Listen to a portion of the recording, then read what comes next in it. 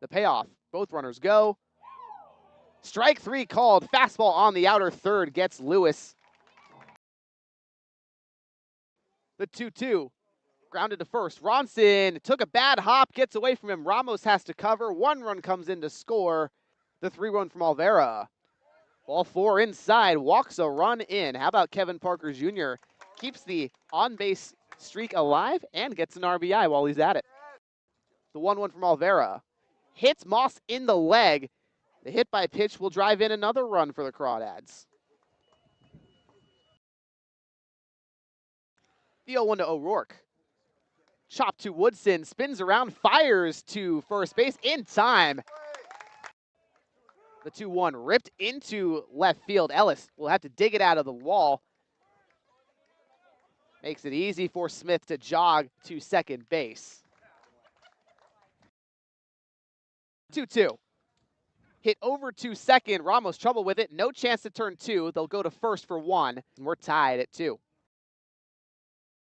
Right-hander up and throwing as the 0-2 slapped shortly over to third. Clisby's going to leg it out for an infield hit. Then the ball gets away from Gomez. Clisby turning for second. That one's into the Crawdad bullpen. So a hit plus an E5. Brandon Clisby to second base.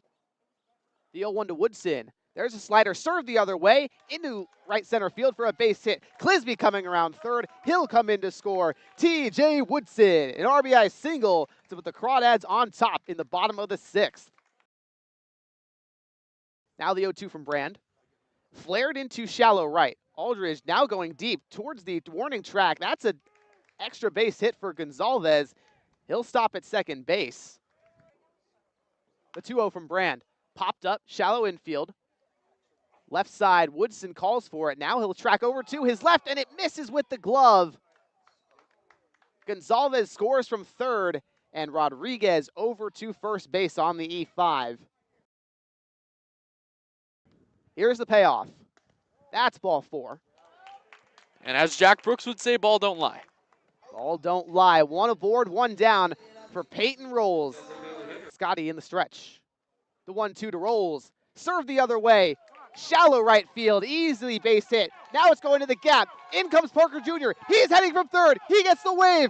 RBI double, and the Crawdads walk it off. Peyton Rolls does it again.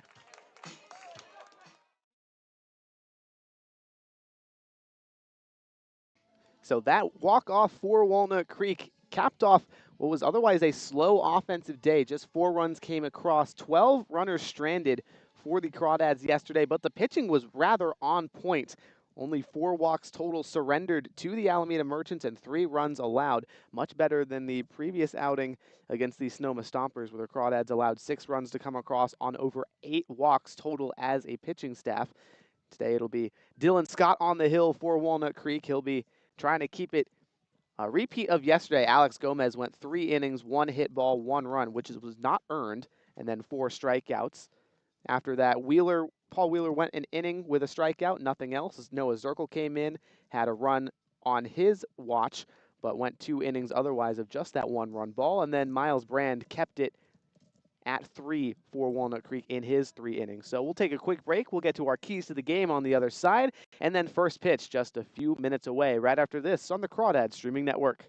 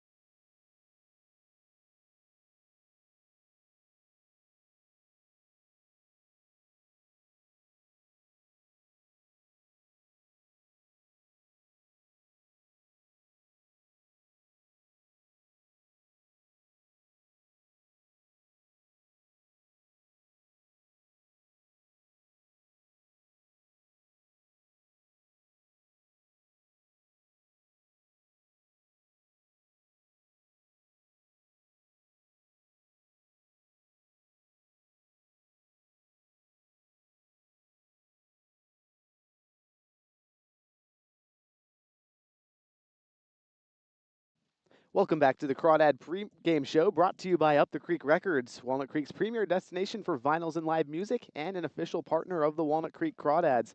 Let's get right into our keys to the game for this matchup between the San Francisco Seagulls and the Walnut Creek Crawdads. First up for the Crawdads, got to throw strikes. That was what they did yesterday. They attacked the zone. The Alameda Merchants hitters didn't get many free passes, and it worked in the Crawdad favor, just 3 runs allowed. The next key, get ahead early. We've seen Walnut Creek in the first 2 league games of the year against Sonoma on Friday and then yesterday against Alameda. They did not score first. They got out to an early deficit. They eventually tied it up in each of those 2 games, but against the Stompers, they weren't able to prevail when Sonoma added some more runs and took the lead. And then Walnut Creek was able to finally get it done yesterday on the walk-off. But, you're putting yourself in a walk-off situation, not always guaranteed to happen. Third key to the game, remember the fundamentals. Just play sound defense, play, good baseball. Don't try to get ahead, get too fancy with anything. That's the Crawdad identity, is playing solid baseball and just working and making sure all the good things go right. Then fourth, lean on the defense. This defense is so talented on the Crawdad roster. We'll get into that in the top of the first when we show you our fantastic defensive graphics here on the Crawdad broadcast. And then finally, our fifth key to the game, minimize mistakes. Last game for Walnut Creek combined 3 errors on the defensive end, usually such a stout thing for Walnut Creek. Those 3 errors ended up being costly. They could have lost Walnut Creek the game. Unfortunately for the Crawdads, they did not. They were able to recover. The Bats did their job, but you don't want to put yourselves in unfavorable positions. So that is our 5 keys to the game here on the broadcast. Big one on tap, the Seagulls and the Crawdads. San Francisco 2-1 in league play heading into this contest. They lost just barely to Sonoma last night. They 14-12 loss. They were up 12-7 at one point before Sonoma added 7 runs in the top of the 9th in San Bruno to take control of the game. The Seagulls also stranded the bases loaded with no outs in the bottom of the 9th. So the Crawdads certainly got quite a test. These Seagulls looking much stronger than the team last year that Walnut Creek swept in the season series 7-0. Brand new rivalry here in the CCL North. We're going to take a quick break, and then we'll be back for first pitch right after this.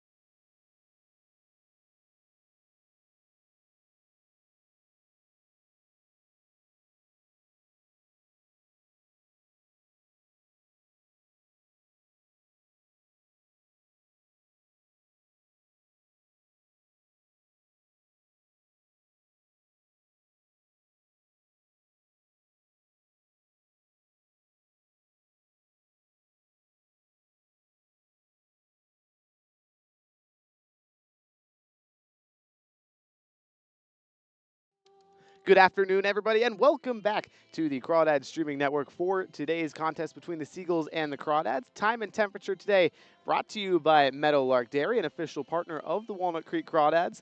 Meadowlark Dairy, bringing Old Town vibes and family fun since 1919.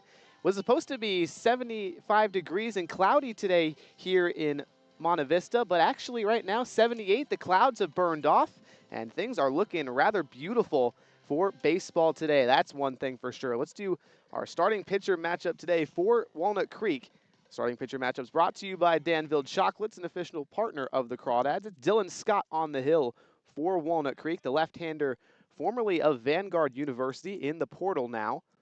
12 appearances there, 1 start, ERA over 6. His first offering belted deep left center field.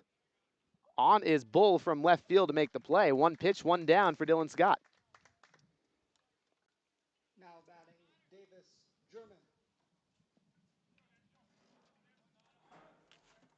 So another right-hander for the Seagulls up next, David Germoon, the center fielder. Scott in his second appearance as a Crawdad, his first in league play. Lefty, third base side of the rubber, kicks and fires. Fastball inside. 1 ball and no strikes.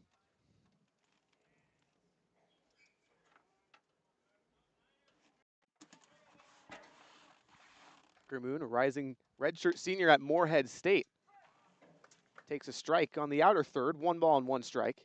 He's got the potential to be one of the best in the CCL this summer.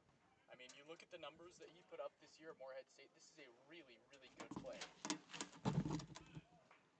The 1-1 comes home. In there for a strike, 1 and 2.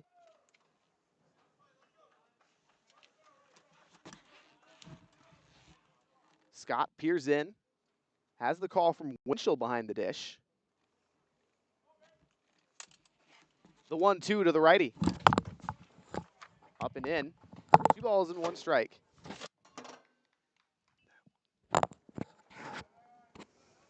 Two balls and 2 strikes, rather. Germon, 3 games played already for the Seagulls. He's got 5 hits and 15 at-bats, a run driven in. The 2-2 from Scott. Hit softly up to second. Sliding effort from Woodson to throw to Ronson. Not in time, but it was close. Just good baseball all the way around. Germon, the runner, hustling it out. At second, Woodson making the play. And now let's have a look at the Crawdad defense. Barrett Ronson at first, TJ Woodson at second. Then it's Peyton Rolls at short, Kevin Parker Jr. at third.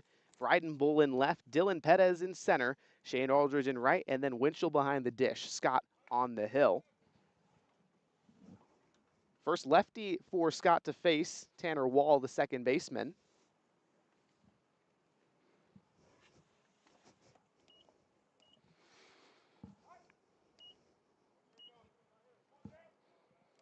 Wall readies, 1 man aboard and 1 down in the top of the first.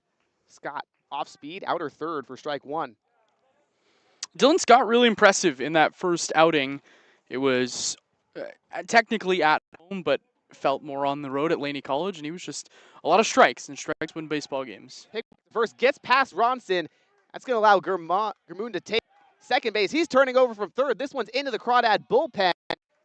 A 2-base throwing error from Dylan Scott. And the first run of the game, 90 feet away. That not a strike. That one was in the dirt. It's a different throw, and you see a lot of times in MLB, pitchers sometimes don't even really throw over to the bag when they make moves over, just kind of lob it over. That time, try to get a little too pretty with it, and that's a 2-base big-time error. The 0-1 to Wall. Lined into the right center gap. Pettis tracks it down. 1 run comes across. Easy RBI single for Tanner Wall. And with that hit, let's take a quick look at the Seagulls lineup. We've already seen 3 of their batters, but the remaining 4. In the cleanup spot, Christian Lamoth, the first baseman. Then after him, Jacob Gilbreth, the left fielder. Marcus Graham, the catcher, hitting 6th. Brandon Swanson, the third baseman, in the 7-hole. Then Derek Waldvogel in right. And Ethan Lopez, the DH, to round it off. Lamoth, the left side, skies one, center field. Pettis moving back, puts it in the glove. 2 down, 1-0 game. The Seagulls out to an early lead. And one runner on first. That's Wall. And that is still a good sign. You know, I think if you're Scott right now, you can kind of hang your hat on the fact that you're in and around the strike zone so far all day today. Only thrown 2 balls through the first 4 batters. That's, again, a winning recipe, and that'll get you quick innings as well. Scott's first offering to the righty, Graham. Off speed misses below the knees. 1 ball, no strikes. Jacob Gilbreth, the left fielder at Gallivan College. He's played 2 seasons there, 309 at-bats in those 2 seasons. He was the guy for the Rams. He was, that lineup really kind of struggled. The 1-0 grounded hard over to Rolls at short. He'll take it to the second base bag for the easy put away. That'll end the inning for the Seagulls. They get 1 run across, and now the Crawdads up to bat for the first time today, trailing by 1. We'll have that action right after this.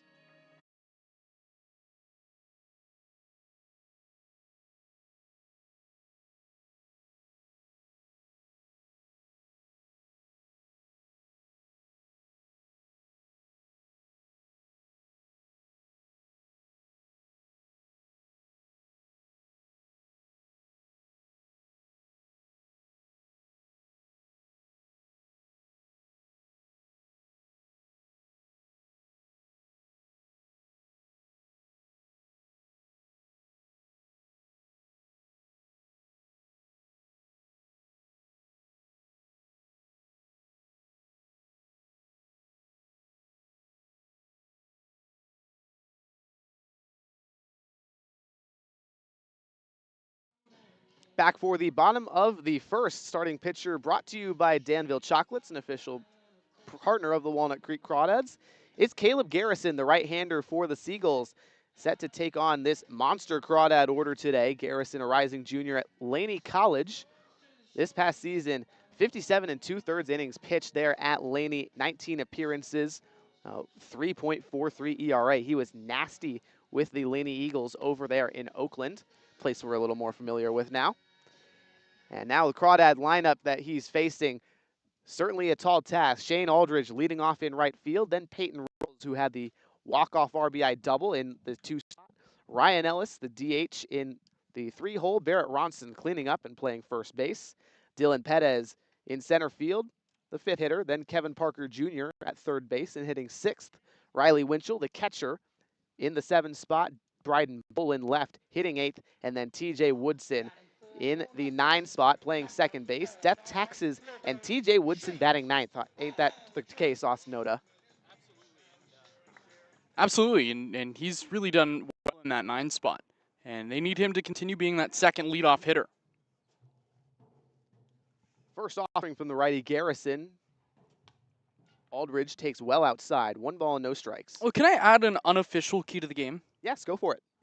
Get the Crawdads lineup back to being the nasty Crawdads lineup when you say it, and all of a sudden they've only scored 7 runs in their last 8 runs in their last 2 games. The 1-0 was outside and high, 2-0. You're absolutely right, Austin. These Crawdads need to score more runs, just 8 combined in their first 2 league games. Obviously a 17-run effort on opening day. The 2-0, outside again on the heater. 3 balls and no strikes to Aldridge.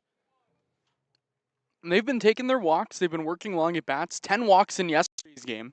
Just the runs haven't come. But I think, you know, I'm a process over result guy. The 3-0, get me over fastball, outer third. And so I think the process has been good for the Crawdads. Some hard hit balls, especially kind of in that middle portion of yesterday's game. But results have got to come too. Now the 3-1. Aldridge pops up, left side of the infield, on from third, Swanson.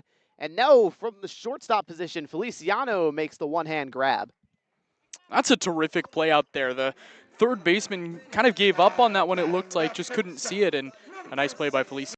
Let's take a quick look at the Seagulls defense. Feliciano obviously over there at shortstop, Swanson at third, then Tanner Wall at second, Lamoth at first base. Outfield is Waldvogel, German, and Gilbraith right to left, then Graham behind the dish.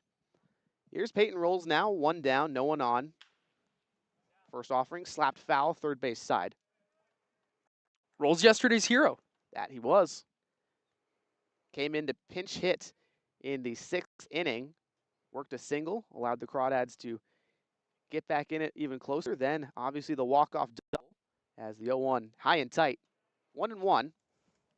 So now that's 2 out of 4 games that Peyton Rolls has been the Crawdads player of the game, thanks to the walk-off last night and a go-ahead hit against Berkovich Hunters on Wednesday.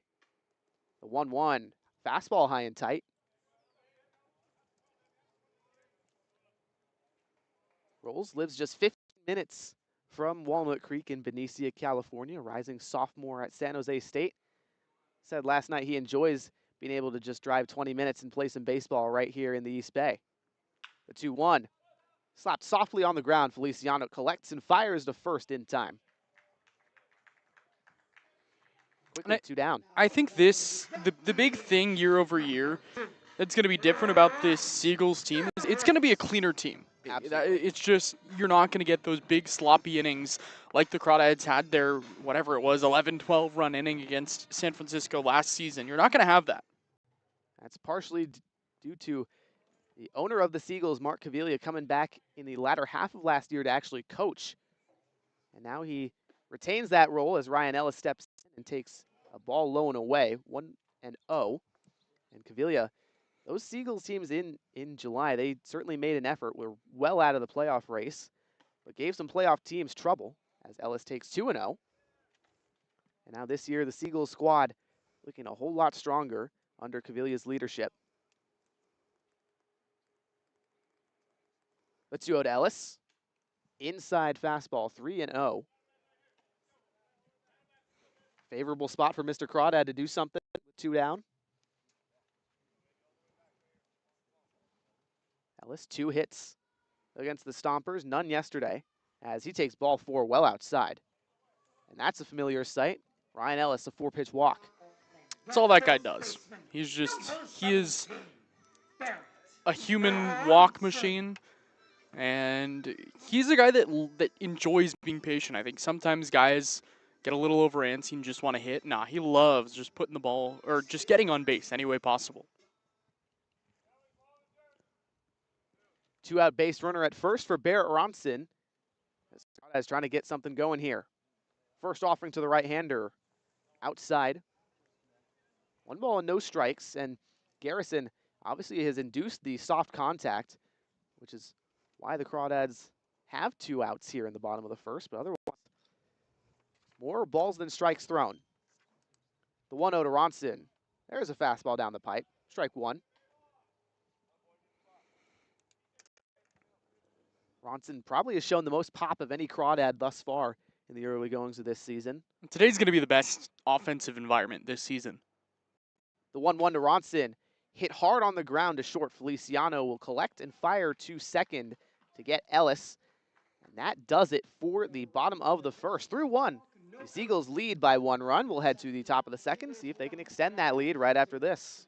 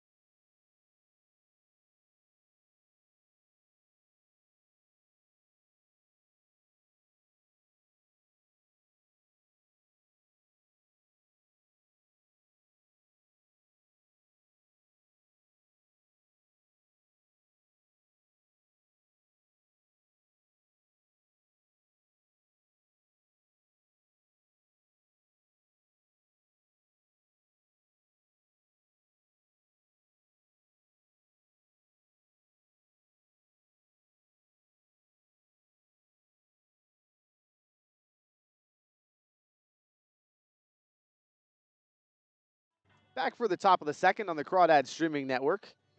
And 6, 7, 8 due up for San Francisco. Marcus Graham, Brandon Swanson, and Derek Waldvogel against Dylan Scott.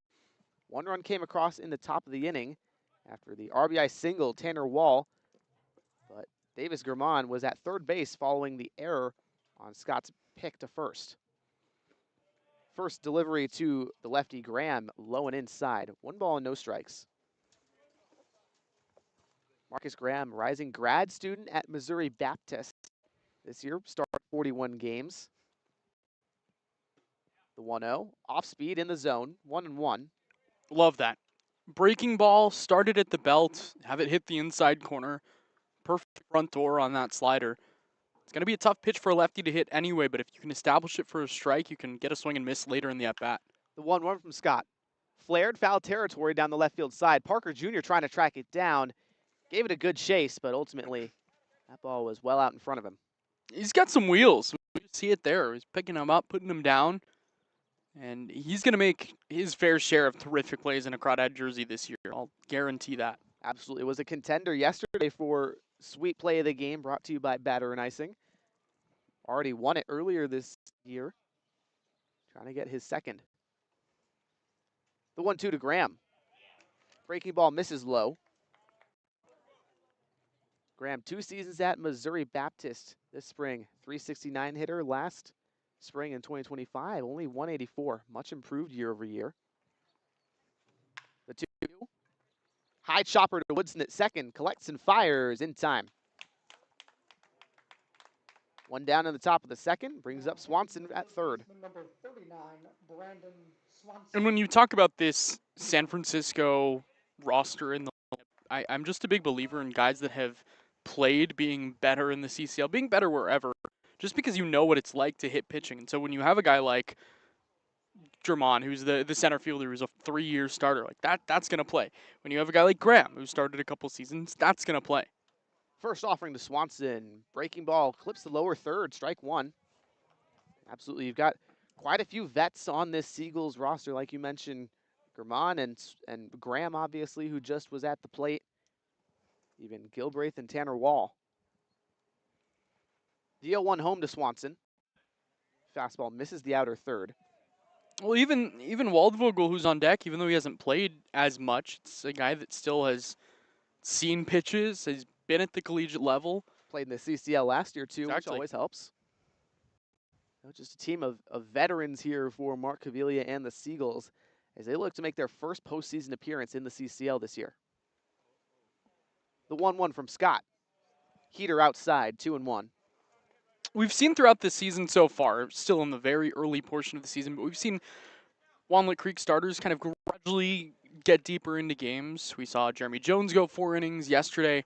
I thought Alex Gomez was really good over his 3. The 2-1. Hard grounder to third. Parker Jr. no problem ranging to his left and gets the throw in time.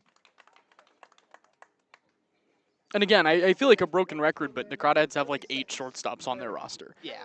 And that's a play that rolls at short could have made, but Parker Jr. knows it's his play. You go to your left, you're going towards the first bag, and you'll make that play every time. But that is not an easy play. And these Crawdads infielders are just so smooth right now. They're making it look easy. Here's the aforementioned Derek Waldvogel, rising redshirt junior at Skyline College. Scott delivers a sword. Check swing strike on the inside changeup. Yeah, that might have been the best pitch of the day for Dylan Scott. He's been really impressive through his first couple outings. Absolutely. 2 innings pitched at Laney College against the California Red Tails. 3 Ks, 2 walks, no hits. Now the 0-1 to Waldvogel. Fastball misses low. 1-1, and Scott had the most appearances in his career this spring at Vanguard with 12. Also his first start in the transfer portal, looking for a new home and using this summer to showcase his stuff. The 1-1, part of the zone, strike 2.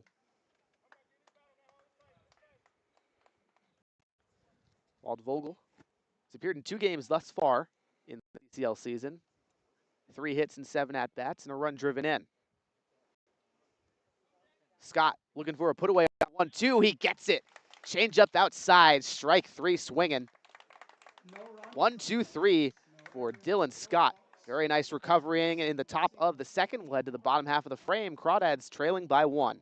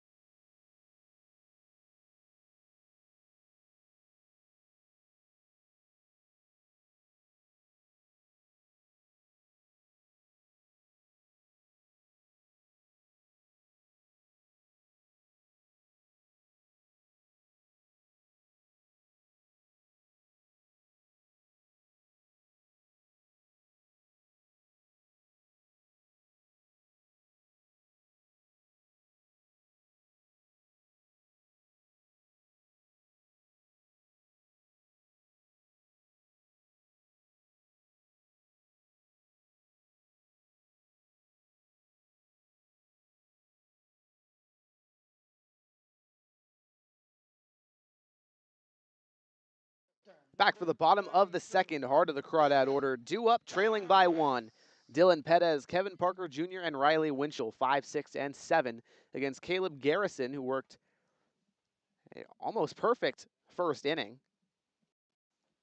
Lots of soft contact. 1 walk issued to Ryan Ellis, his lone base runner.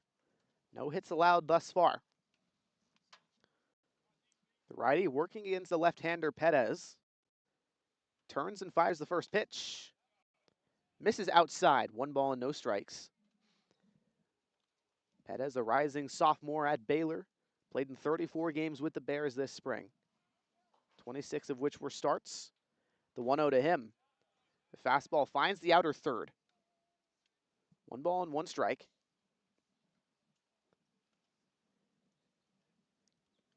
Garrison, 33 strikeouts to 13 walks this season at Laney College, as his 1-1 ripped on a line into shallow right field. Easy base hit for Dylan Pettis to lead things off. Yeah, that might be the best swing that Pettis has had as a Crawdad. Goes pull side, just absolutely rips one into right. And you'll take that every single time. 1 on, no 1 out for Kevin Parker Jr., guy who, in his first 4 games for Walnut Creek, has worked 6 total walks, 4 of which in the last 2 games of conference play. So his on-base percentage, 500 already. Does not have a hit, though, in the first 2 conference games. Garrison out of the stretch. Parker Jr. shows bunt, goes foul. 0-1.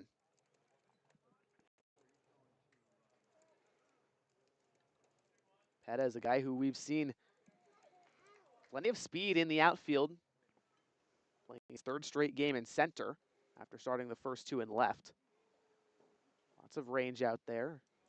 We'll see if it translates to the base pass. The Crawdads traditionally an aggressive team that tries to steal a lot. Pick back to first. Pettis doesn't even have to slide. And we saw today before the game, the Crawdads working a lot on that base running.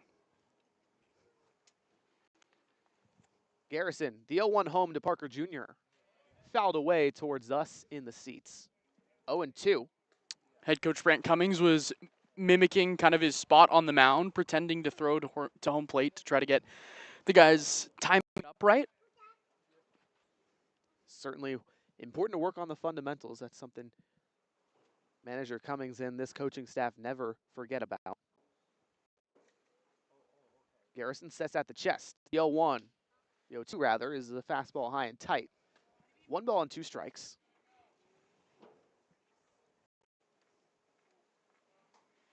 Parker Jr. flashing the leather early in his Crawdad career. Looking to get it going with the hits. Certainly works good at bats. Pettis goes, the throw from home, not in time, and called a ball at the dish to boot. 2-2 to Parker Jr. with an RBI chance. No 1 out in the bottom of the second. That's big. Parker Jr. is not going to be bunting after he did earlier in the at-bat, now that the runner's on second, but now a productive out puts a runner on third, and you've got a chance to tie the game just like that. Or obviously a base hit scores the run. Fundamental baseball, that's what the Crawdads are all about. Pettis a big lead at second, the 2-2 home. Fastball upstairs. Count full to Parker Jr. And Garrison saw lots of balls in the first inning. This inning, more of the same. 4 balls, 3 strikes in his first 2 batters faced.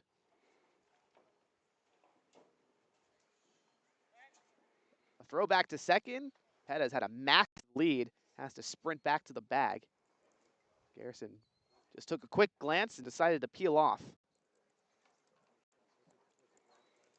You can see Pettis at the bottom of your screen, working what looks like just to the right of Garrison. Here's the payoff. Parker Jr. pops up into foul territory, first base side, coming on the first baseman, Lamoth. He can't make the play.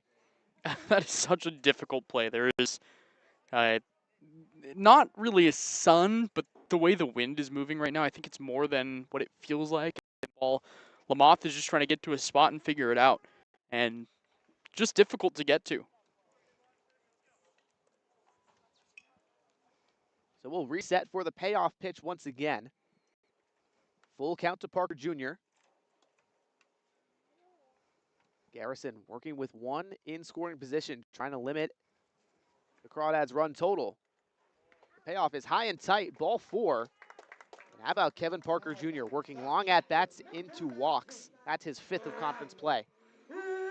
And that's so valuable. Even if he's not getting base hits, he's still taking walks. He's still working along at bats. And when you're getting on base, even if it's 37% of the time, you'll absolutely take that from a guy with his defense. Absolutely. Good things happen to guys who get on base. And now with 2 on and no one out, it's Riley Winchell in the 7 spot. Power hitting catcher from Chabot College. Garrison steps off, throws back to second base. It gets away. Perez and Parker Jr. will advance on the E1. That's now 2 throwing errors we've seen from pitchers trying to get pickoffs. Not usual for even for the CCL. And well, the Crawdads, or the Seagulls, excuse me, were able to make the Crawdads pay for the error now. Second and third, nobody out. Crawdads have to make the Seagulls pay. You got to put up a crooked number in this spot. Garrison, his first offering to Winchell. Wave and a miss. Change up inside, and Winchell was looking for all of it right there. Yeah, that's a big hack on a high changeup. It was hanging, looked so good coming in, and Winchell just a little bit out ahead of it. I'm sure that looked like a fastball for like 58 feet just until it didn't. Now the 0-1 to the Livermore native. Garrison delivers. Served into shallow left. Easy base hit for Winchell. Perez will come home to score. They give the wave to Kevin Parker Jr. He's got too much speed. And with it, Winchell able to go to second base. Yeah, that's maybe the hardest hit ball of the day, maybe even of the season to this point. Winchell just smoked that one to left. And I don't know if Brant Cummings over at third gave the windmill. I was looking at him the whole way because I thought they were going to hold Parker Jr. But and he kind of slapped his knee a little bit after that one. Like, okay, maybe this kid's a little faster than I originally anticipated. He went off to the races, and the Crawdads go up 2-1 over the San Francisco Seagulls. Question is, was that officially a double or just a single? Just a single and a couple runs driven in. But a big knock, and that's got to feel good for Winchell, who has potential to be one of the best catchers on both sides of the ball in the CCL, if not the best, with all of his power. And the power really developed this last year at Chabot, and he's got the defensive prowess as well. Starting a big to put swing. It together, he is. Got his first hit as a Crawdad in the exhibition game against the California Red Tails. Was 0 for 3 against Sonoma. Either way, Winchell's at second base, no one out.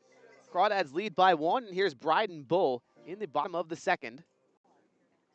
Bull, the rising redshirt freshman at Ole Miss, got the day off yesterday, and now back at it in the Crawdad lineup. Garrison deals. Bull takes a fastball outside, 1-0. We've seen Bull be kind of aggressive in his first 3 games with Walnut Creek, swings at a lot of stuff. But he's got a lot of power in that 6'5", 200-pound frame. The 1-0 to the lefty. Fastball outside again, 2-0. Bull flashed some of that power in the game against the Red Tails, had a run driven in on a bases-loaded deep sac fly into right center. That was maybe a foot away from being a grand slam. Garrison, his 2-0. Breaking ball outside, 3 balls and no strikes. And watching it back on the replay, by the way, there's 2 hands up from Brant Cummings at third base. Kevin Parker Jr. ran through it and made it pretty easily too, and that's pretty telling on how much speed he has. Parker Jr.'s got some wheels, that's for sure. The 3-0 to Bull. Ball 4, fastball didn't catch the outer third. 2 singles and 2 walks for Caleb Garrison here in the bottom of the second, and it brings up TJ Woodson, a guy who's plated quite a few runs in his first couple of games as a Crawdad. I feel like I'm a broken record by saying this, but this is kind of the guy you want in this spot because he's been so clutch, he's been so good just putting the ball in play, and now base hit to right field has become the Woodson rolls special. That scores a run.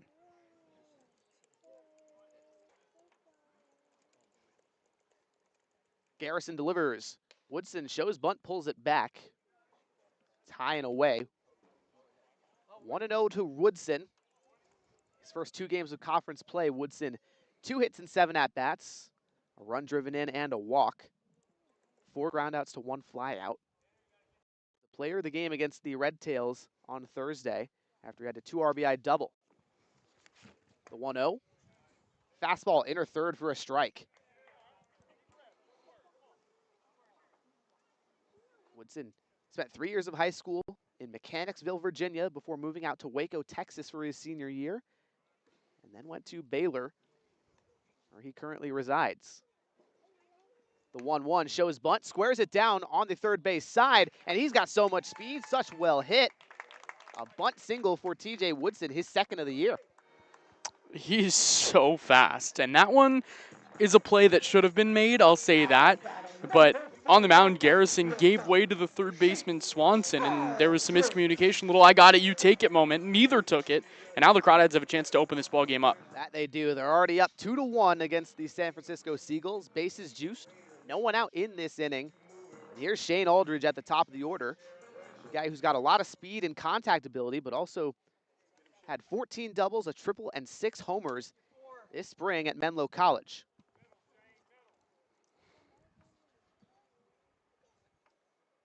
Garrison delivers. Fastball outside. 1-0 to Aldridge. Aldridge is a guy that I called a couple times this year at Menlo, and it was pretty clear that he was just a different breed than the rest of that team that struggled a little bit, ended up putting together by the end of the season, but he was far and away their most complete player. The 1-0. Aldridge ripped into deep right field, going back Waldvogel to the track, and it lands. Extra base hit for Shane Aldridge. The bases are going to clear. In comes Woodson as the last run. There's a 3-run double from Shane Aldridge. The Crawdads lead 5-1. What an unbelievably good swing that was from Shane Aldridge. The walks have come into play this inning, but that's the 3rd hit of the inning as well, and that was a big one. The Crawdads have been waiting for that huge hit this whole season, and that is exactly what they get right there. A 5 spot still with nobody out here in the inning. And I think this is exactly what you were talking about, Austin. A perfect inning for the Crawdads to put up a crooked number and take a big lead, something they have yet to do this season. Here's Rolls with 1 on and no one out in scoring position. First offering grounded weakly back to the pitcher Garrison. He flips to first, finally for the first out in this inning. And even then, it was a productive out. You take that every day. You move the runner over. Runner at third, 1 down for Ryan Ellis. Walked in the first. And Ellis yesterday did not record a hit. Was on base a pair of times via the walk.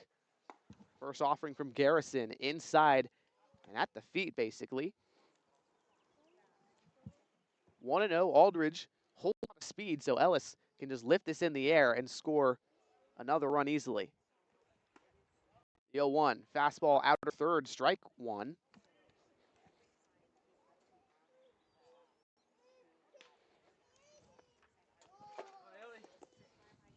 One and 1 to Ellis. Garrison kicks and fires. Fouled away, third base side, 1-2. Ronson on deck.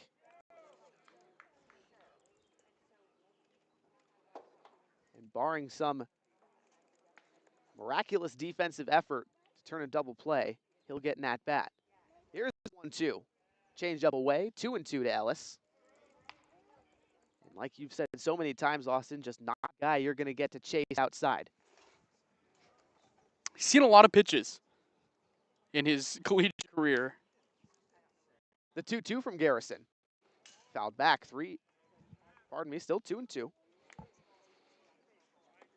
There's a joke in there somewhere about him in a smaller zone also than a lot of the other guys, but I think we don't need to say it. No, I think I've kind of ripped all of the short jokes that need to come, and I only say this because he says it about me. Oh, it's nice that you guys have the back and forth. The 2-2 again, fouled away. Well, we had a little moment yesterday where Julianne Stark, our social media manager, was filming a video, and he was in it, and I got in it, and I was like, hey, the 2 tallest people in Crawdads. And he was like, I like that a little more. Oh, man, too funny. There's an arm getting loose in the San Francisco pen. That there is. The 2-2, Ellis Belts one into right field. Waldvogel tracking it back, turns around, and then makes the grab.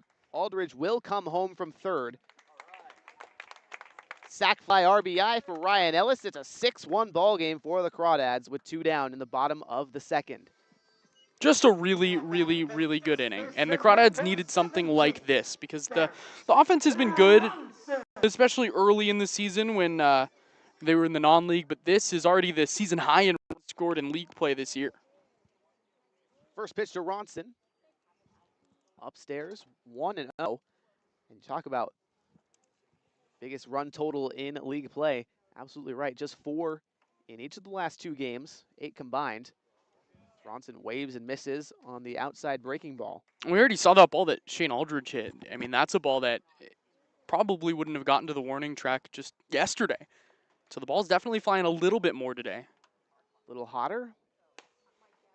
Not as much humidity as there's a breaking ball outside. 2-1 to Ronson. The weather certainly one of the most important factors for how the ball plays at Monte Vista Ballpark. Garrison, the 2-1. Upstairs and inside. 3-1. Crawdads batted around a couple times in non-league, but if Ronson reaches, they'll have batted around for the first time in league play. And a 6 spot is so big. The 3-1. Foul tip into the glove. Full count. And this is something the Crawdads, batting around, I should say, something the Crawdads did quite a few times last year against the San Francisco Seagulls, a team that Crawdads manhandled. The payoff from Garrison. Strike 3 called, a fastball apparently on the outer third gets Ronson looking. And we will not bat around in this inning. Instead, we'll go to the top of the third. Seagulls trying to work into this 5-run deficit right after this. 5 runs on 4.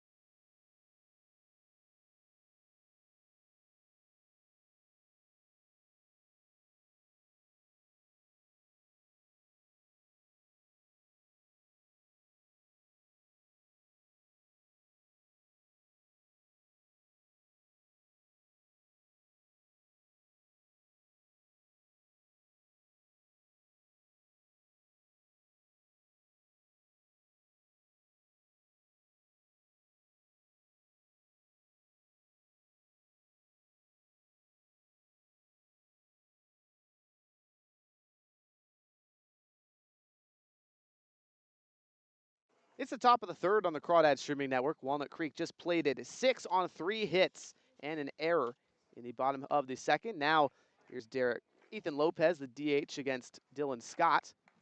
And Crawdad's pitching just walks allowed yesterday, a much different tone than the 8-walk day they had in Sonoma. Scott thus far trying to repeat that success here today. The 1-0. Or maybe the 0-1 called a strike on the outer third. Quickly 0-2 to Ethan Lopez, rising redshirt junior at the College of San Mateo. Scott resets above the belt. The 0-2 home. Fastball just leapt out of his hand too early, 1-2. Scott's been really good. That Not he just has. today, his last outing as well. And it's been composed. And we've talked a lot about lefty strike thrower. It's a good combination. And that's exactly what he's been. He's just been a guy, so to speak. The 1-2. Outer third fastball called strike 3.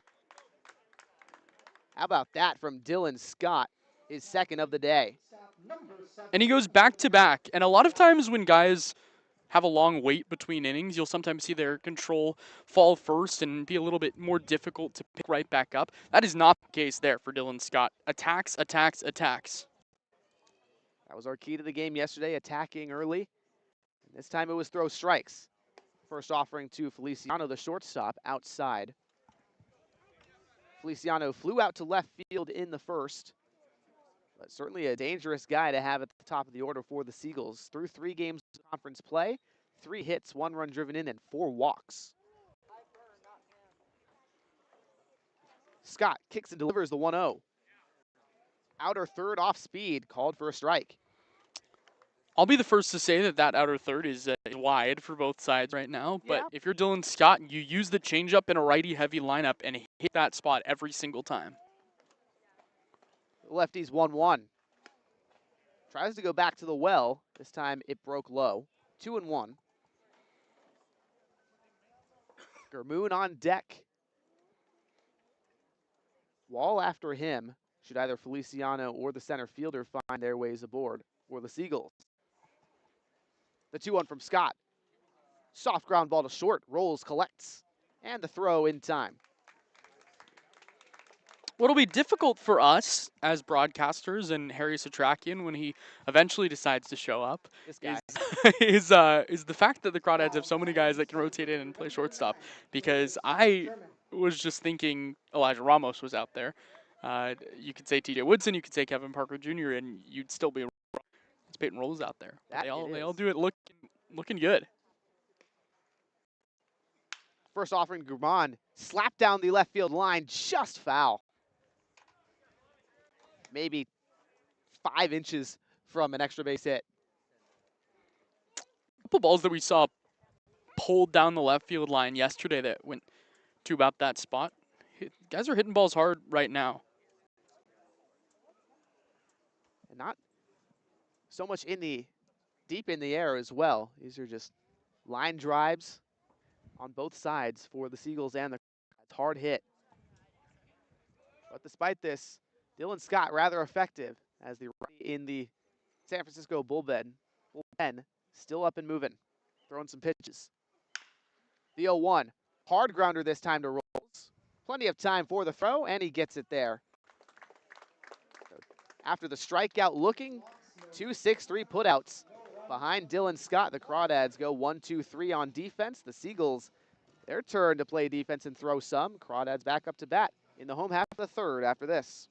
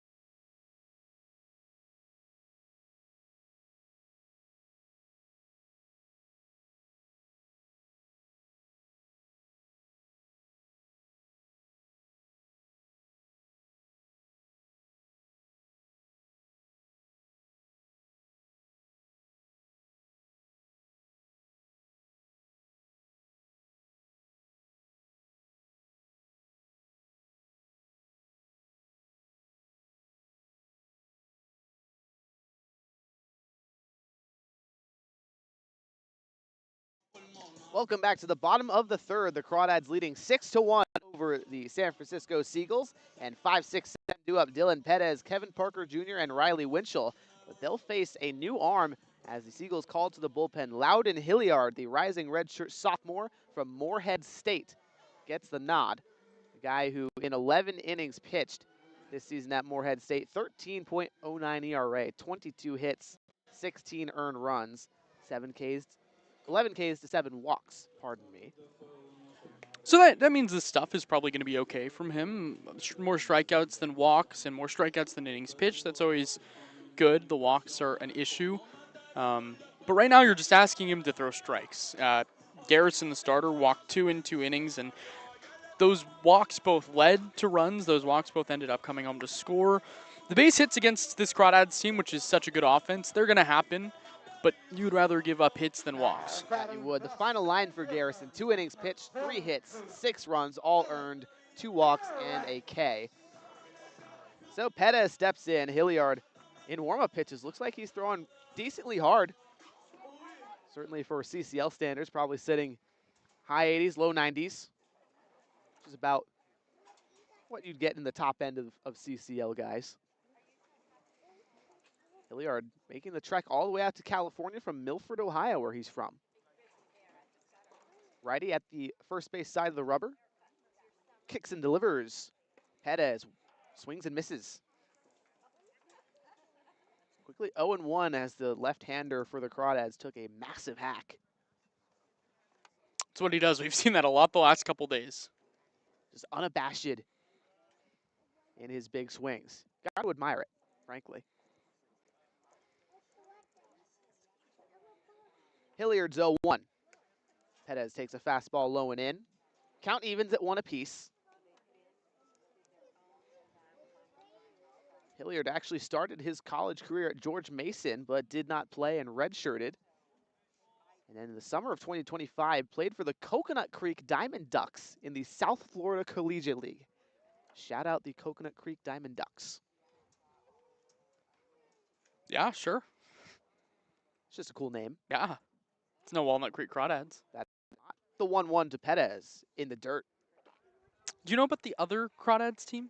No, I didn't know there was one. I think it's like Myrtle Beach or something like that. I saw a guy, a couple people a couple years ago sent me a tweet about someone becoming the GM of the Crawdads in Palm Springs or one of the Florida teams. And so we followed each other on Twitter and have kind of been like back and forth Crawdads supporters since. Well, look at that. Yeah, a little Crawdads web.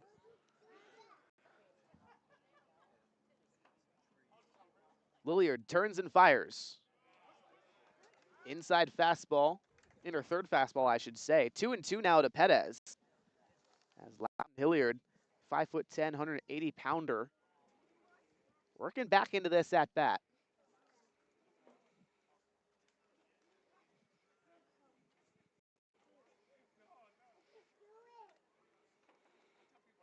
Here's the 2-2. Swing and a miss. Dylan Pettis could not catch up to the heat. Really nice pitch there on the inside. Looked like it had some two-seam action from Loudon Hilliard, who you're right, he's fuzzy early on. Like what I've seen from him a lot. Certainly gets quite a lot of velo from that frame. Now here's Kevin Parker Jr. Walked in the second, then moved all the way to third base on the E1, committed by Caleb Garrison.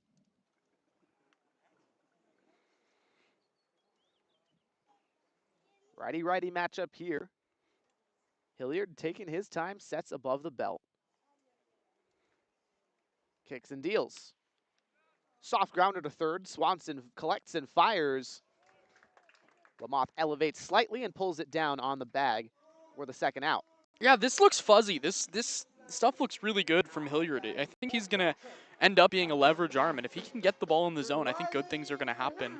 Because when you see the high hit numbers a lot of times in these small sample sizes at the Division I level, it's guys that just fall behind and down a lot and have to come in the zone with fastballs or hanging breaking balls. It's clear the stuff is good, but when he's pitching from behind, it's just going to be harder to throw things that make you look like you're nibbling. Good stuff from Hilliard in his first appearance for the Seagulls this summer. See if he becomes a high leverage guy later on, next time the Crawdads face him. First offering to Winchell, hit in the air, deep into left. Gilbraith, track, to the wall, out of here! The first of the year belongs to Riley Winchell. 7-1 lead for the Crawdads in the bottom of the third.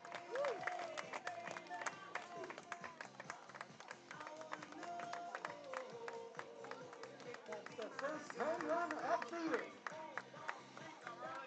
And Austin, I wanted to say in his last at-bat that Riley Winchell was my yard card today.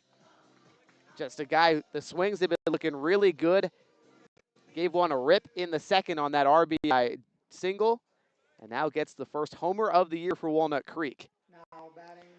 Well, we all said today was going to be the day, if ever, that the Crawdads were going to hit a home run this summer, and that ball was way gone.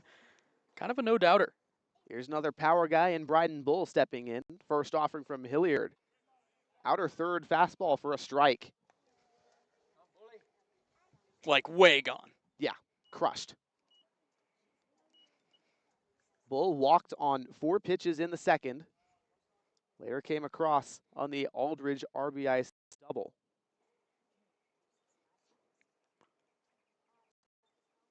Hilliard with the 0-1. Bull hits one right up the middle. That's the hardest hit ball as a Crawdad for Bryden Bull, and his first single in conference play. Oh. Oh. Oh yeah, Oh, yeah. The swings are starting to come through for that guy. guy who's just trying to get it together. Did not play at all collegiately this year with Ole Miss, redshirted. Now trying to piece it together this summer. Back-to-back 2-out hits for the Crawdads, leading by 6 in the bottom of the third. And here's TJ Woodson, singled in the second. Bull with a lot of speed on the paths. Big lead at first for him. Hilliard's first offering, a breaking ball, sits in the zone on Woodson.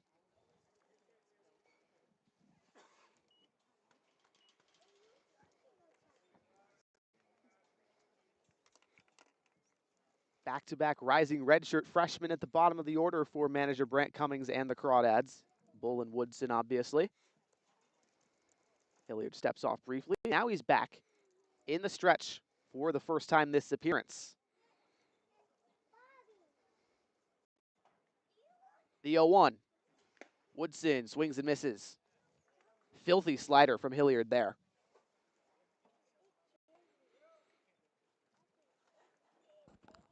TJ Woodson, 5'11", 177 pounds. As far as flashed the gap power with the Crawdads. Now the 0-2 with 2 down. Slider, same spot. Woodson lays off. 1 ball and 2 strikes to TJ.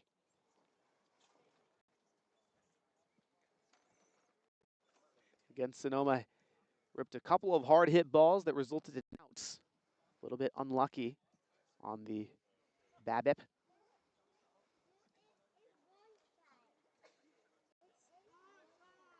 Now we get timeout called by the home plate umpire. Couldn't quite see it from my vantage. Austin, any idea what that might have been? It was Woodson. He was calling it. He was kind of 50-50 on whether to call it or not, and decided to make it his call. Well, pulls the trigger, takes the time to breathe. Now the 1-2. High and tight fastball. Count evens at 2. And deuce is wild, so they call it. 2-2 with 2 down in the bottom of the third. Bryden Bull over at first after his single up the middle. Crawdads leading by 6. Hilliard kicks and fires. Woodson rips one down the left field line, foul. Just a bit out in front.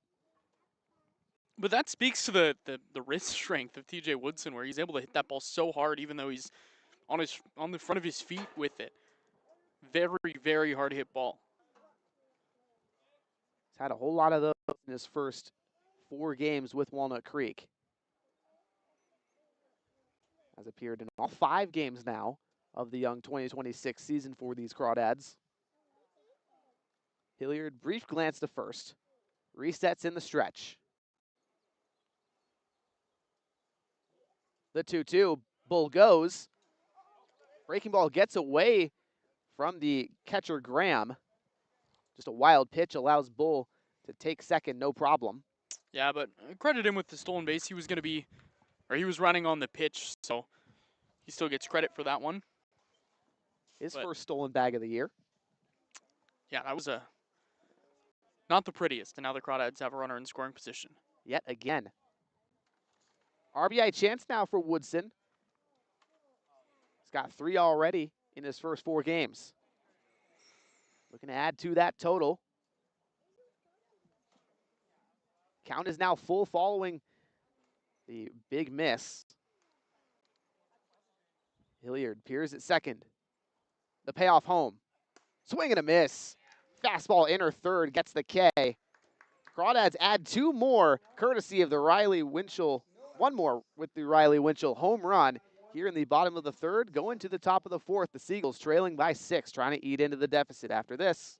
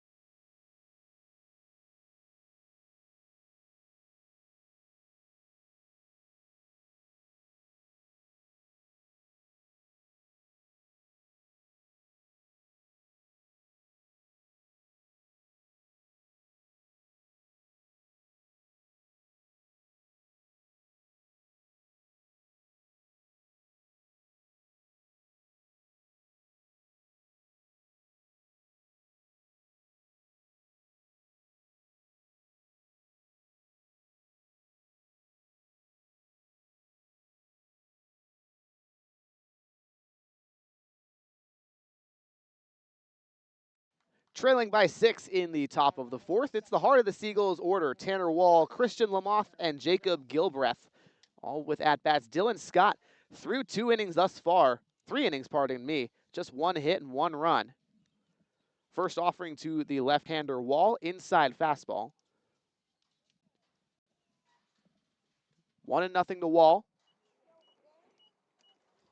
Rising freshman is a Pepperdine commit from Palo Alto. Breaking ball on the 1-0, called a strike, outer third. And hitting in the 3 spot, that's how you know he's going to be good, if he's getting that level of trust early on without having played a collegiate game. And this lineup with so many guys who are proven at the D1 level. The 1-1, fouled away first base side, 1-2. And to credit Wall, 80 games at the varsity level in high school, committed to Pepperdine on October 22nd in 2024. So this is a guy who for a long time has known he's going to go to that D1 level. It's going to be a wave. That he is. A couple of waves we've seen recently in the CCL as the 1-2 is fouled away, third base side this time. Dylan Scott hoping he gets him a wave and a miss. That he is. As if right from my tongue, Austin Oda. Were you going to say that? No, but it's something I would say. Oh, that's I my say bad. wave and a miss a lot. Well, that's all. That's on me. No, not at all. It's crafty wordplay. The 1-2. Fastball inside. Count evens at 2. Dylan Scott, I mean, there's Carlos Hernandez is playing with some plyos in the bullpen, but this is Scott's inning. Maybe one more even after this. Crawdads would love if he could get through 5. The 2-2. Off speed and outside. Full count now to Tanner Wall. Pitch count still pretty low for Scott. Coming into this inning with that was pitch number 34 for Dylan Scott. Wow, he's well below that 45 mark through 3 innings that you like to reference as the midpoint. The full count pitch grounded over to first. Ronson will take it to the bag himself, just in on the hands, induces weak contact. How about that from Dylan Scott? Now batting the first baseman, number Well, on the 30, pitch chart today, it was listed at Scott CG. So we were all kind of saying, like, what does this mean? Complete game? And that's what we thought, and we kind of all laughed at it, but I mean, he's throwing. There's a chance. Yeah. Keep him, find a way to go, 9 innings under 70 pitches? 35 pitches through 3 1/3. Now the next lefty, Gilbreth, steps in, or Lamothe, I should say, takes a strike on the lower third. I think the last time I saw a guy this early in the season go more than 5 innings was maybe my second game here at Monte Vista, second or third game. The 0-1. Lamothe takes a fastball inside, 1-1. It was Ryan Fleming, who was a Stack State guy that ended up at East Bay. It was kind of all around, but 7 innings of, I think, shutout baseball against Solano that year, and was just strike, strike, strike, strike, strike. The 1-1. Belted deep to right field. Aldridge tracking back to the wall. Oh my goodness, that one was gone. What a launch from Christian Lamothe. The first baseman for the Seagulls gets one back. Now they trail by 5, 7-2.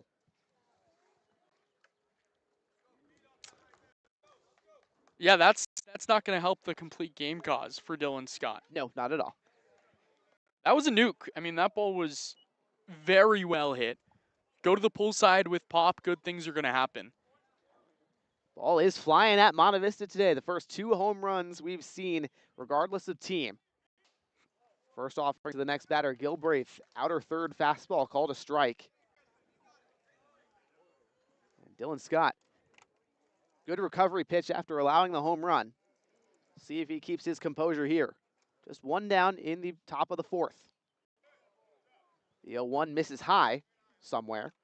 1-1. Gilbreth, rising junior. Spent 2 seasons at Gavilan. 1-1 to him. Popped up deep to center. Perez moving back. Well, he makes the catch. Now 2 gone in the top of the 4th. And a pair of well-struck balls. Now in the past 2 batters that Scott has faced. And on cue, Carlos Hernandez in the Crawdad bullpen starting to throw some pitches. Another lefty in the order here, the third for the San Francisco Seagulls. It's Marcus Graham, the catcher. Grounded out to second to lead off the second inning. First offering, inside, 1 ball and no strikes. But the Crawdads, with an off day tomorrow and then an off day Wednesday, would love to get as much of their pitchers as they can. But you can be a little more selective, a little more choosy with who you're throwing and when you're throwing. We've got off days lined up. The 1-0 to Graham. Fastball outside, 2 balls and no strikes.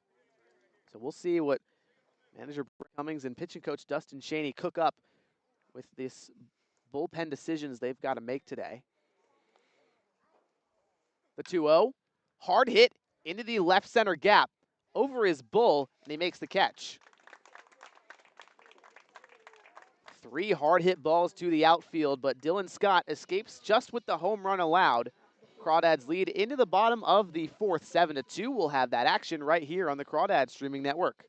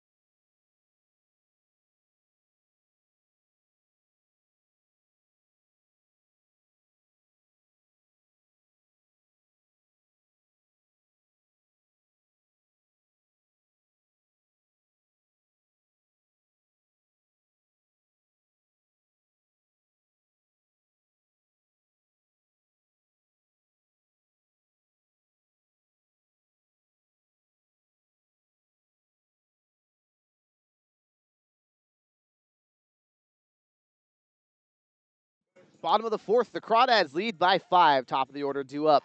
Aldridge, Rolls, and Ellis. Loudon Hilliard still on the hill, allowed the home run to Riley Winchell and the hard hit single to Bryden Bull. But apart from that, a pair of Ks and a ground out. Hilliard will try to repeat the success he found against this dangerous top of the Crawdad order. Aldridge, his last time up, a bases clearing double that plated 3 in the second. Part of that 6-run inning the Crawdads had.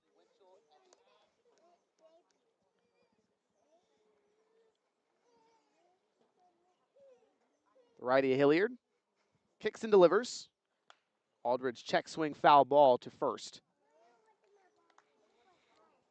Crawdad offense has been good today, but again, the big thing is just taking advantage when given opportunities. 2 walks lead to a bases clearing double. Add an RBI on a sac fly after that. Good things happen when the ball's in play. The 0-1 to Aldridge. Ball well outside, 1-1. And Dylan Scott's been great, and yeah, he gave up that early run, but he kept the deficit at just 1 after the Crawdads were unable to score in the bottom half. And your pitching keeps you in games, your offense gets you back into them, but the pitching is what really sets the tone, and that's what Scott's done today. See if he gets one more inning with Hernandez warming. Hilliard with the 1-1 to Aldridge. Fouled away, well out of play on the third base side. I'll tell you what, this Loudon Hilliard kid, he's appreciative that there's no pitch clock in the CCL. Yeah, he is. He's taking his sweet time. time. And actually the pitch clock potentially on the table next season in the CCL. So should he return, might need to speed up his process like he does at Morehead State. Certainly taking advantage and taking his sweet time. The righty sets at the belt. His 1-2. Aldridge takes the breaking ball outside. 2-2. And Aldridge, the rising junior from Hayward, California. A hit in 4 of his first 5 games as a Crawdad.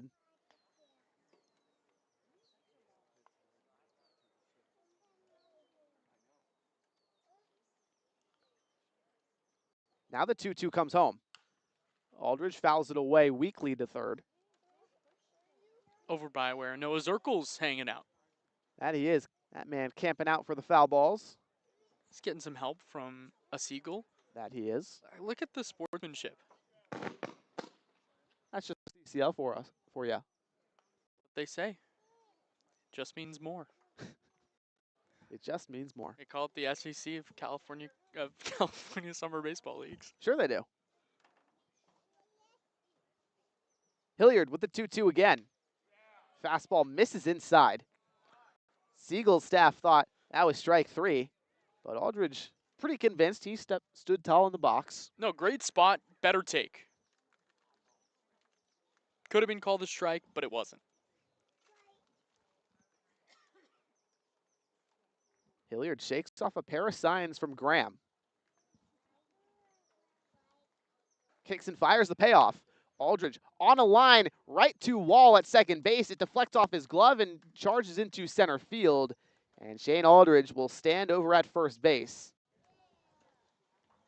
Officially an E4, but that's the first man aboard for Walnut Creek. And now here's Peyton Rolls, last night's player of the game, brought to you by Peasant and the Pear, an official sponsor of the Walnut Creek Crawdads. Rolls last night a walk-off 2-run double to end the game against the Alameda Merchants. Also had a pinch hit single in the 6th. Yeah, I feel bad for calling that an error because that ball was smoked. But it was. It was an error. We've got a Crawdad legend in attendance, by the way, today. I'll let you call this first pitch to Peyton Rolls and just keep the suspense up. Well, you've got me on the edge of my seat, Austin. Hilliard in the stretch. Aldridge, lots of speed at first. First offering to Rolls. Breaking ball in the middle of the zone. Strike 1. It's a top 2 Austin in Crawdad history. It's Austin Harrington in the USA hat and the Walnut Creek shirt, who was in our comments yesterday on the YouTube stream, who was the pitching coach for the Crawdads for a couple of years and just an all-around awesome dude. Lovely to have him in attendance here today, the second home game of the year for the Crawdads. The 0-1 to Rolls, slider in the left-handed batter's box. His dad was a big YouTube comments guy, Tony Harrington. Wow, look at that. We certainly love our fans. We appreciate all your comments and all the reviews you leave about our broadcast. We're always looking to improve. Hilliard. The 1-1 to rolls. Aldridge goes. The throw from behind the dish, not in time. Stolen bag for Aldridge. The call at the dish, a ball. 2-1. RBI chance for Rolls. Drove in 5 in his Crawdad debut. Obviously, a pair last night in the walk-off, so 7 total. Chance for some more right here. Does not have a hit yet. A pair of groundouts in the first and second innings, but he'll take his time first. Yeah, Austin Harrington showing up to games, unlike Harry Satrakian, who's in our YouTube comments. Oh, Harry. But if history repeats itself, Austin was in our comments yesterday, which means Harry's going to show up at some point. That he will. I hear he's too busy with Sports Business 250. Harry, our other broadcaster this year. The 2-1 to Rolls popped up towards the middle infield, specifically to short. Feliciano camps under it and makes the grab. Really great recovery from Hilliard there, quite frankly. Yeah, behind the count after an error and a steal, and he just challenges Rolls, and Rolls just got under that baseball. That's a pitch he's going to want back. That he will. Nonetheless, 1 down in the bottom of the 4th. 5-run lead for the Crawdads. A chance to add on more is Ryan Ellis with Aldridge at second base. Ellis walked in the first, had a sac fly to right in the second.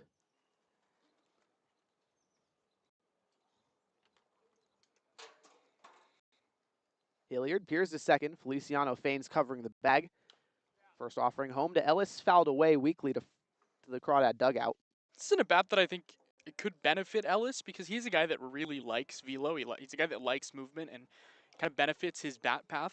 And so, you know, sometimes after playing so much at the Division I level like he did, when you get the guys that are throwing 85 to 87 instead of 93 to 95, it's just a little bit of a dip. But Hilliard, a guy that can provide the velo. The 0-1 to Ellis.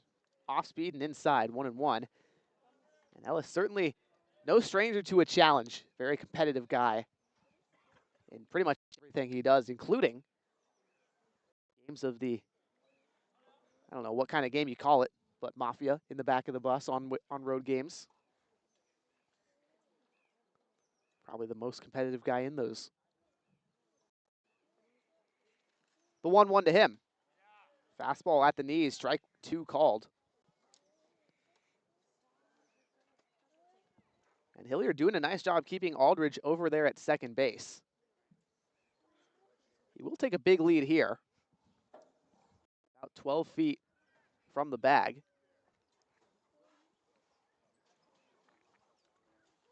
Feliciano covering. There's the pick back, and it deflects off of Shane Aldridge to his right shoulder. Feliciano did a nice job just sprinting over, and then the unassuming pirouette spin just was not on target. Yeah, that's a set play, and it didn't end up working, but I think if it does, I mean, Aldridge probably done. Yeah, if a play works, it means it works well. Like, duh, but not there. Now Feliciano dancing it short. To home, Ellis fouls it away to stay alive. Nice swing, nice piece. Like it a lot. Ellis was not particularly happy with his game yesterday, but he had a good start to the season. You keep his bat in there, you know he's going to do his thing. Absolutely. 2 hits against the rival Sonoma Stompers Ellis had on Friday night, a double and a single, and a double and 2 singles in the true opener against Berkovich Honors. He was 3 for 4 that day. Hilliard's going to step off as Aldridge just dancing around over his right shoulder. And this is one of those games within the game that they talk about here, is base runner management. And Hilliard certainly got his hands full with Aldridge. The 1-2 to Ellis. Slider misses low. 2-2 to the Sacramento State Hornet. Stinger's up. Stinger's up. It's your neck of the woods. That it is. Not too all far from my old stomping grounds. Ellis, a beast in the conference tournament, the Western Athletic Conference. The 2-2. Hit high in the air into center field. Germán gets under it. He makes a squeeze. Aldridge feigns the tag, and he'll remain at second. And I thought that might have had a chance to leave the yard dead center, but too far under it. Yeah, we said Rolls just got under his. Ellis, I mean, he just got under that one. Still had loud sound, but the Crawdads bats are starting to tee off a little bit. And they're starting to get their good swings. Some more hard contact this time through the lineup against Hilliard. Indeed. 2 down. Aldridge at second. Here's Barrett Ronson in the cleanup spot. Another RBI chance for him.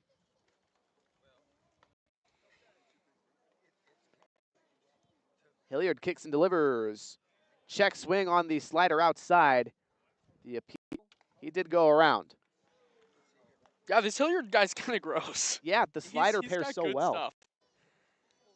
Looks like a banana split. Slider, fastball going off of each other. Two-seamer runs into a righty. Slider runs away. Both with a ton of movement. MLB teams love that archetype.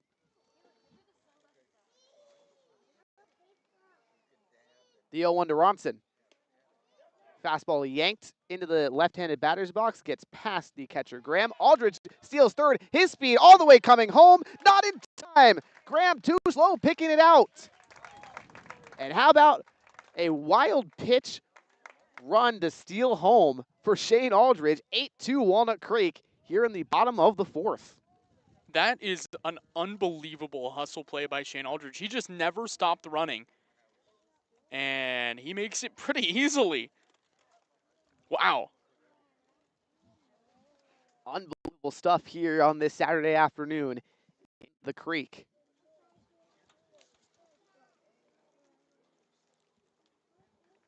The 1-1 to Ronson. Fouled back, 1-2. Hilliard just trying to get out of this inning.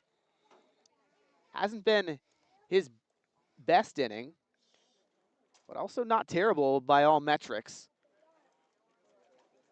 If it hadn't been an E4 to lead off the inning, obviously it went over against Ellis after the flyout. But instead, a run scores, and it's a 1-2 count to Ronson. Hilliard delivers. Swing and a miss. Off speed, outer third, gets a bite. 2 strikeouts in this game for Barrett Ronson. We'll head to the 5th. And the Seagulls trying to cut into now the 6-run deficit right after this.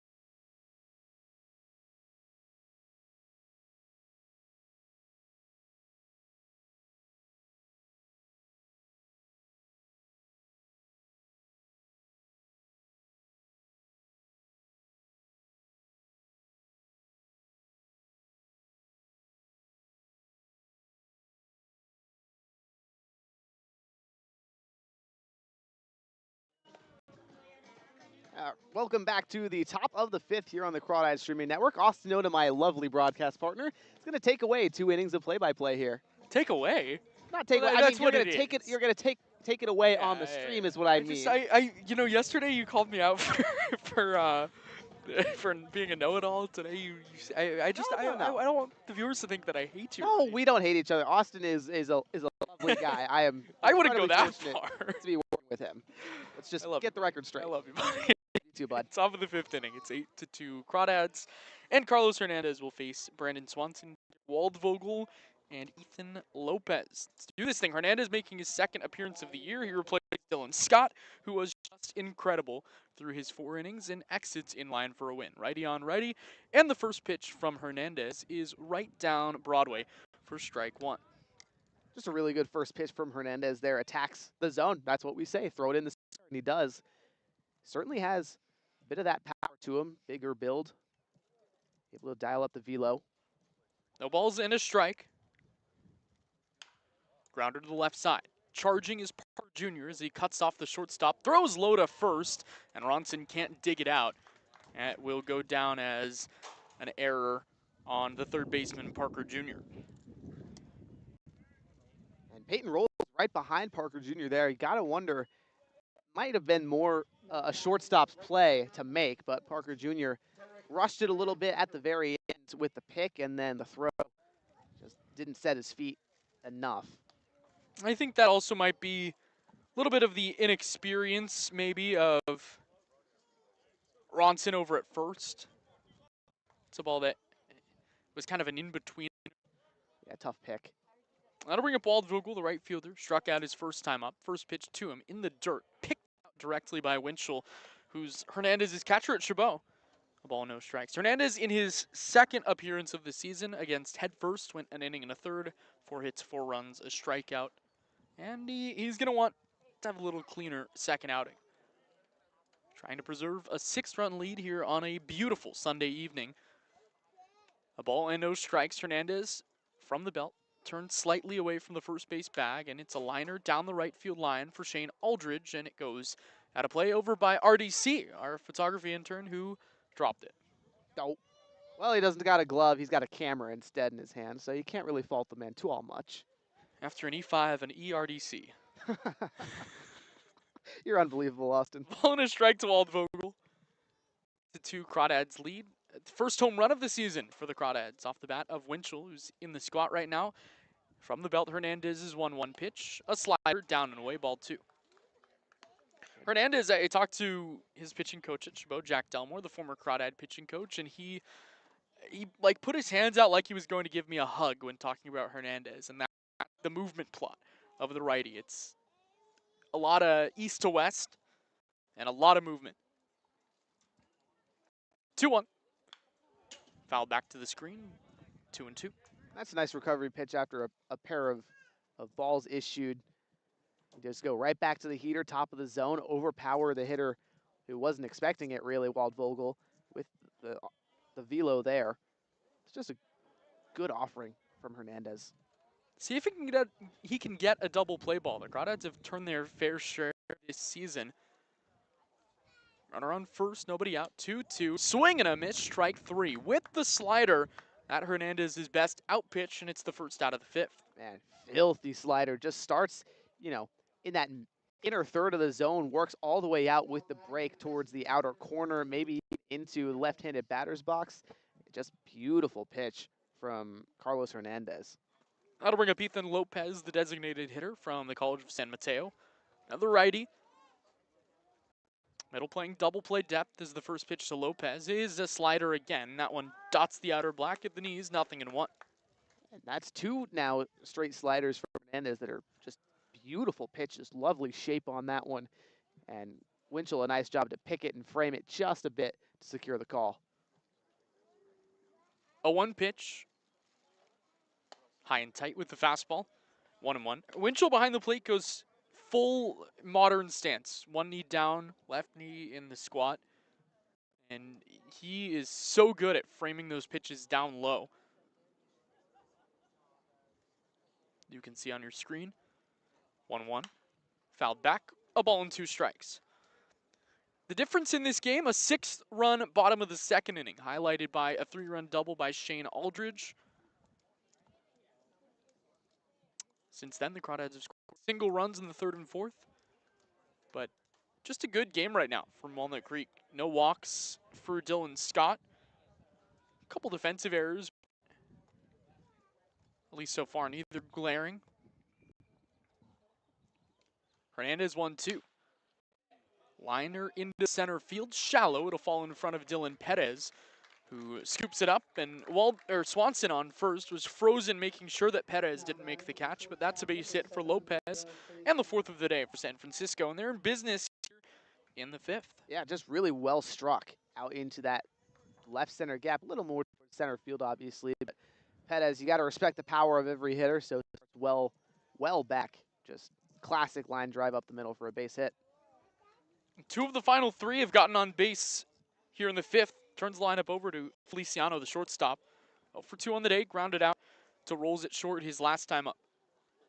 Hernandez with 2 on and just 1 out. Looks to second, looks home. First pitch, a little bit inside with the fastball. Tough miss there, just not a bad idea to attack the hitter low and inside, but unfortunately a little bit too much movement on the heater. 1-0. Swing and a miss, strike 1. Went down and away that time. Evens the up. We've got 2 Crawdads legends in the YouTube chat right now. Carson Mercier, just, I was going to say tweeted, but that's not what this is called. He chatted. Ball, a strike, 2 on, 1 out. Hernandez, a couple looks back, now home, 1-1. Goes back to the well on that slider, and it's clearly a pitch that's getting looks from Feliciano and all these Seagulls hitters. Right. It's certainly been effective, but now these Seagulls hitters seen it a little bit better. But Carson, don't you have a game to call on the Cape today, bud? I don't think he's going for another week. He's got to graduate. Oh, yeah, right. Oregon. 2-1. Swing and a miss. Another slider. That time Feliciano was looking fastball, and Hernandez swings over the top of it, 2-2. There it is. That slider really working so well for Hernandez. Got to wonder here, if you go high and tight with a heater, get the K. See if he tries to get a rollover with the slider.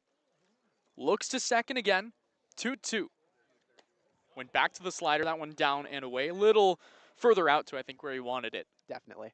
Count goes full. It's the 2-hitter Davis Drummond on deck.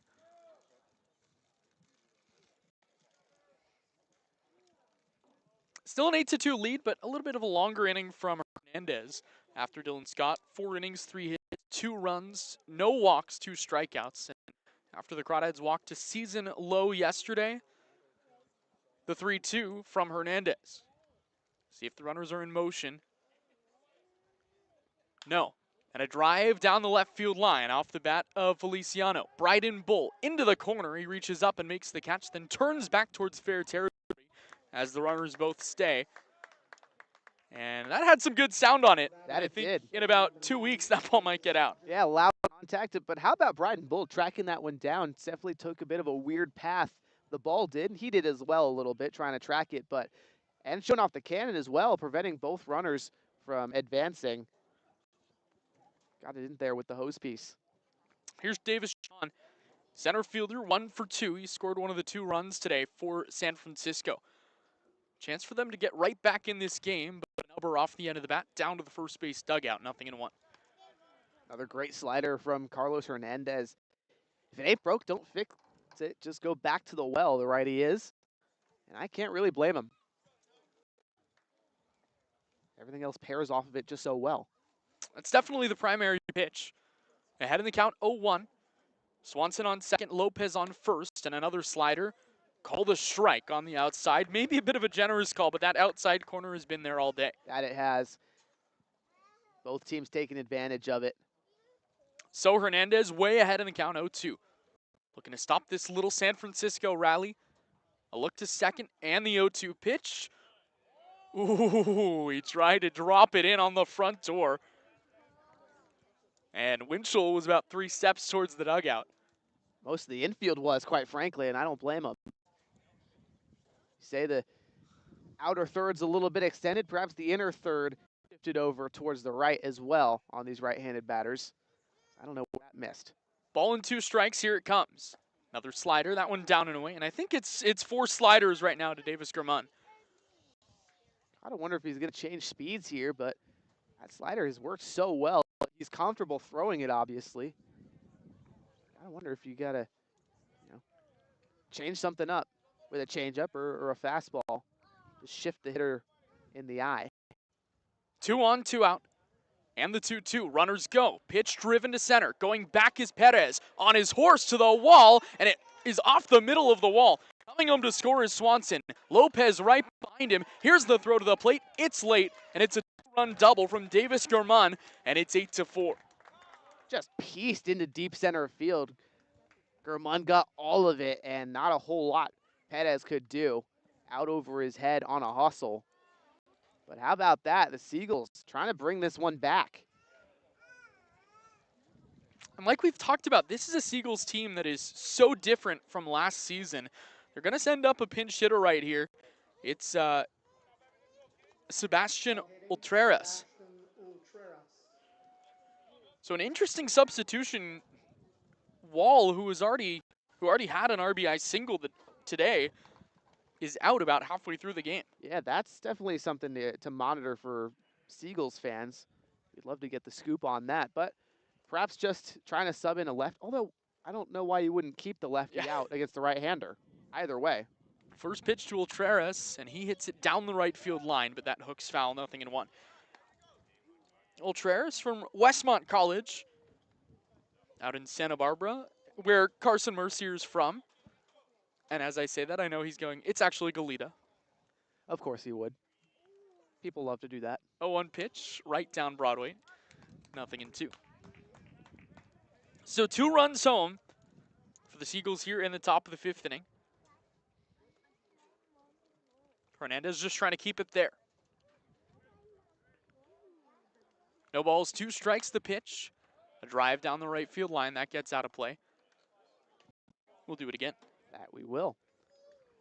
But credit to Ultreras. He's making a really good effort here, just fouling things off, keeping all of it close. Hernandez hasn't got him to swing and miss yet. Strikeout, an error, a couple hits this inning. The 0-2. Big bouncer to short, 2 hops for Rolls. To his backhand side, has time. He throws out Ultreras at first to end the inning. Couple runs in the inning, a couple hits, an error, and 1 left. Halfway through, we go to the bottom of the 5th. It's 8-4 Walnut Creek.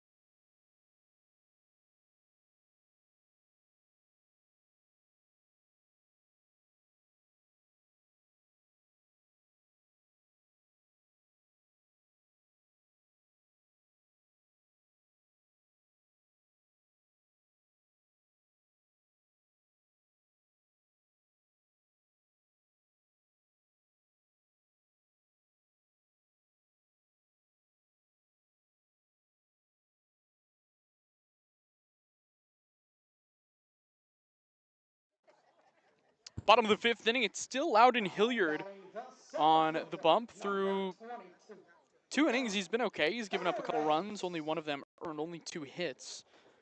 3 strikeouts, no walks. He'll face Dylan Perez, Kevin Parker Jr., Riley Winchell.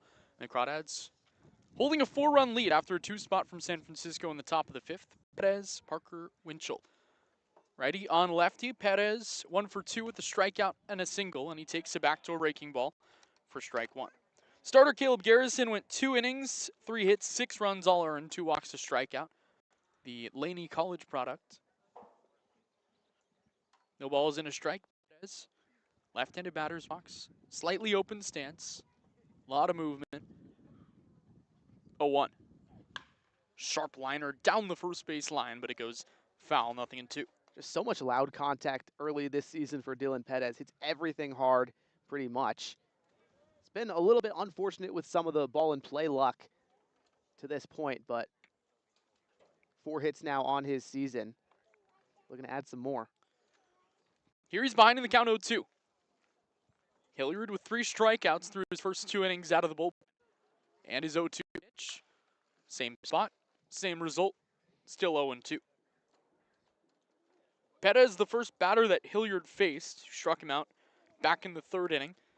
Gave up a home run to Riley Winchell, and really that second run in the 4th inning that he allowed was not his fault at all. An error and a 2-base wild pitch. No action in either bullpen. 0-2 pitch. Breaking ball down and away in the dirt, 1-2. You could argue that the slider's been Hilliard's favorite pitch, much like it was with Zirkle. Excuse me, not Zirkle. Zirkle's in the booth with us. He'll be joining us shortly. Hernandez was the pitcher I meant to reference. But the fastball also pairs well here for Hilliard.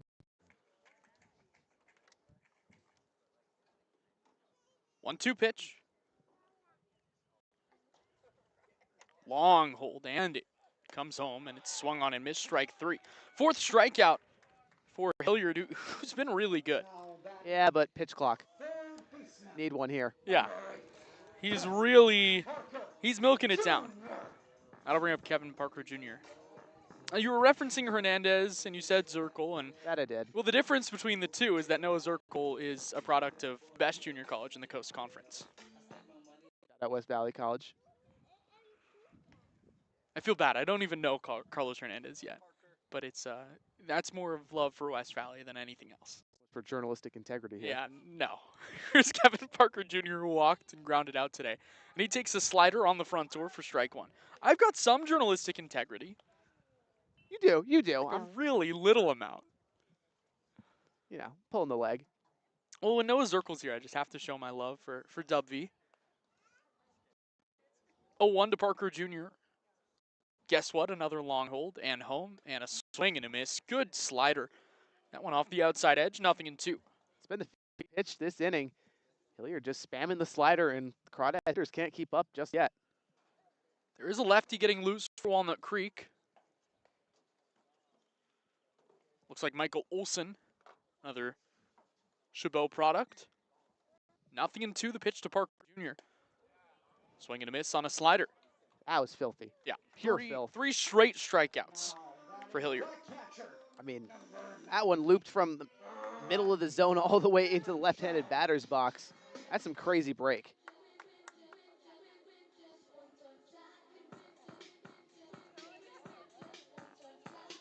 That'll bring up Riley Winchell, who's an early contender for player of the game. Oh, yeah. He's driven in 3, gave the Crawdads the lead in the second with a 2-run single. Then on the first pitch he saw in the 3rd, hit his first home run, and the Crawdads' first of the year. First pitch to him here. Quadrupled up on the slider, did Hilliard, and it misses outside for ball 1. Well, I could have guessed that was the pitch coming there. But now if you're Winchell, you can sit fastball. Winchell has that low stance with his hands just apart from his belt. 1-0 with 2 outs here in the 5th. Crawdads lead by 4. And the pitch. Can't sit fastball, I guess. Apparently not. Hilliard just does not want to throw the heater, and I don't think I blame him because Winchell blasted that homer on a heater. So why face a power bat and try to challenge him with power when you know he'll just pull side all the way out? No strikes, 2 outs. Hilliard, home. Slider way out, 3-0. And maybe he's pitching around Winchell here. I think he might be. Bryden Bull on deck has had 2 terrific at-bats, had the hardest hit ball of the season for a single up the middle back in the bottom of the 3rd. Idar tells me that one was a good 103 plus. Who knows? We'll have to. Well, wish we could have the TrackMan data on that, but that's a side story for another time. I can do TrackMan. You don't trust my eyes? Eh, 3-0. On the outside corner, not a bad pitch with the get me over fastball. And it's 3-1. Might as well. Need a strike there. Throw the heater. Not expecting it after 3 straight hitters, so it works. See what he goes to here. Still behind in the count, 3-1. Hilliard to Winchell. Long hold, now home. Winchell drive this one in the air. Deep right center. Waldvogel going back in front of the warning track, and he makes the catch to end the inning. So a 1-2-3 frame, some loud contact from Winchell, the 3rd good at bat he's had today. But the Crawdads go down in order for the first time in this ball game. Through 5, 8-4, Walnut Creek leads.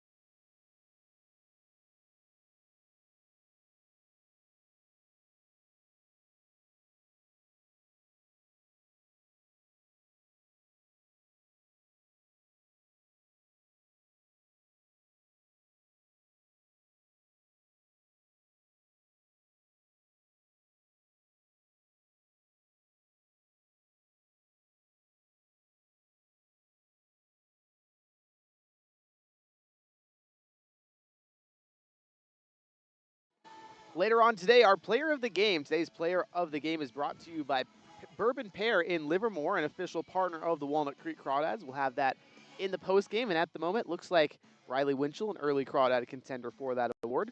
But Austin, take it away. We could give out player of the game, and it could be Riley Winchell, it could be Dylan Scott, it could be a bunch of guys. But if we were to give player of all time, it would be the guy that's to my right, Noah Zirkle. Thank you guys for having me up here. So excited. Course, Is this your Crawdads broadcast debut? Yes, it is. This is summer number 4 of me asking, and I am nervous as could be, but also super happy to finally be up here. I've been dreaming of this moment since 2022, so I appreciate the opportunity. Well, since you were literally 18 years old, right? Yeah, literally. It was right after, it was about 6 weeks after the end of my senior year, and I get the call from Skip.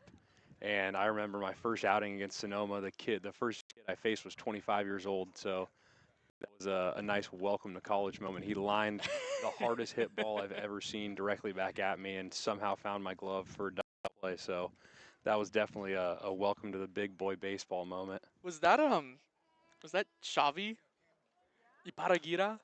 All I remember, it was Sonoma Stompers, Yeah. and he had the most full beard I've ever seen up to that point. Yeah, so I remember that. Now you're that guy. Your beard's Yeah. not as full as that was, but I wish. you're, now you're a veteran, and you've been here for 4 summers. You hung out the summer that you didn't even play for the Crawdads because you and EJ were Oh here yeah, all summer.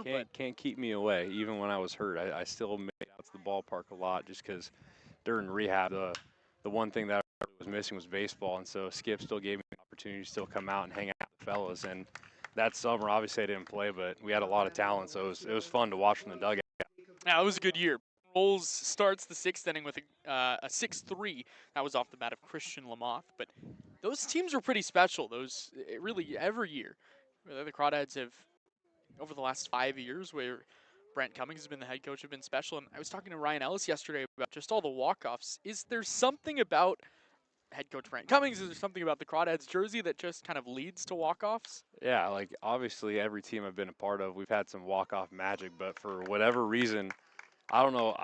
All the memories I have of walk-offs are wearing these red jerseys, and so just whenever there's something about being at home wearing these colors that even if we go down going into the ninth inning or if we're tied, there's a feeling inside the dugout where like we're gonna win, and I can't explain it, but it's one of those funny things in baseball where if we're going into a walk-off situation, we're gonna win the ball game.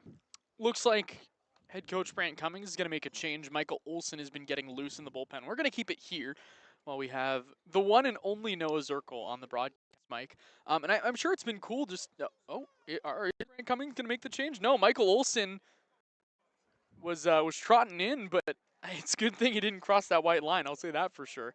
I thought maybe there was going to be the lefty-lefty change, but what do you think? We can keep it between innings? Yeah. Yeah, we've got the one and only Noah Zirkle here. It's a once-in-a-lifetime achievement. You guys are too kind. Can we go through like your favorite memory as a Crawdad? Give me like a top three, because you've been here so long. It's hard to choose one. I mean, like the game that sticks out the most, and I put this on my Instagram video for our home opener promotion, was Ellie's walk-off grand slam against the Bruin Packers, my first summer here. Like, that was absolutely electric as a player just to be a part of that, but also since I was so young and I wasn't really used to this high caliber level of baseball, like that was really my first like amazing moment of college baseball, even though my freshman year hadn't even started. But off the field too, like we've always had such great teams where we just have so much fun with each other, and like mafia on the bus going to away games, like there's nothing better than that. Like that, especially last summer, we'd have all the interns playing, we would have most of the team, so like we'd be going a mafia game with 25 people, and like those bus rides, even though we're here to play baseball, like those are the stuff that sticks out to you the most off the field, just because we're hanging out with the fellas and it's so much fun. So Carlos Hernandez works a 1-2-3 inning. That was maybe his best pitch of the day, a slider down low. We're going to keep it here with Noah Zirkle. Again, we're so grateful to have you. That Hernandez's second strikeout of the game. Crawdads lead this one 8-4.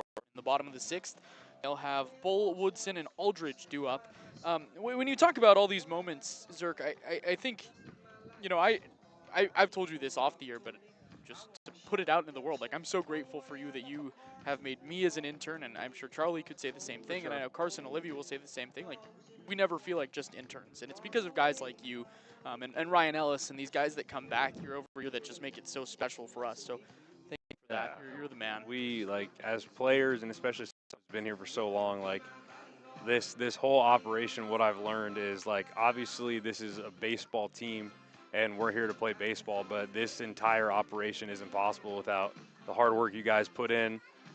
Skip organizing all this, Miss Tracy, the role that she plays, kind of getting everything put together. So like, we are obviously grateful to be able to come here and play baseball every day, but the work that you guys put in is what makes this team so special and what keeps me coming back all these years, just because you guys really hold this thing together and promote this into such a great experience for all of us. And so we can't say thank you enough to you guys for everything that you guys do for us. We appreciate that, sir. We try our best, that's for sure. I want to talk about kind of what you've seen year over year, because when you and I both started, I mean, it was me and Alon, and we were in the old kind of wooden broadcast cubicle, if you can even really call it that.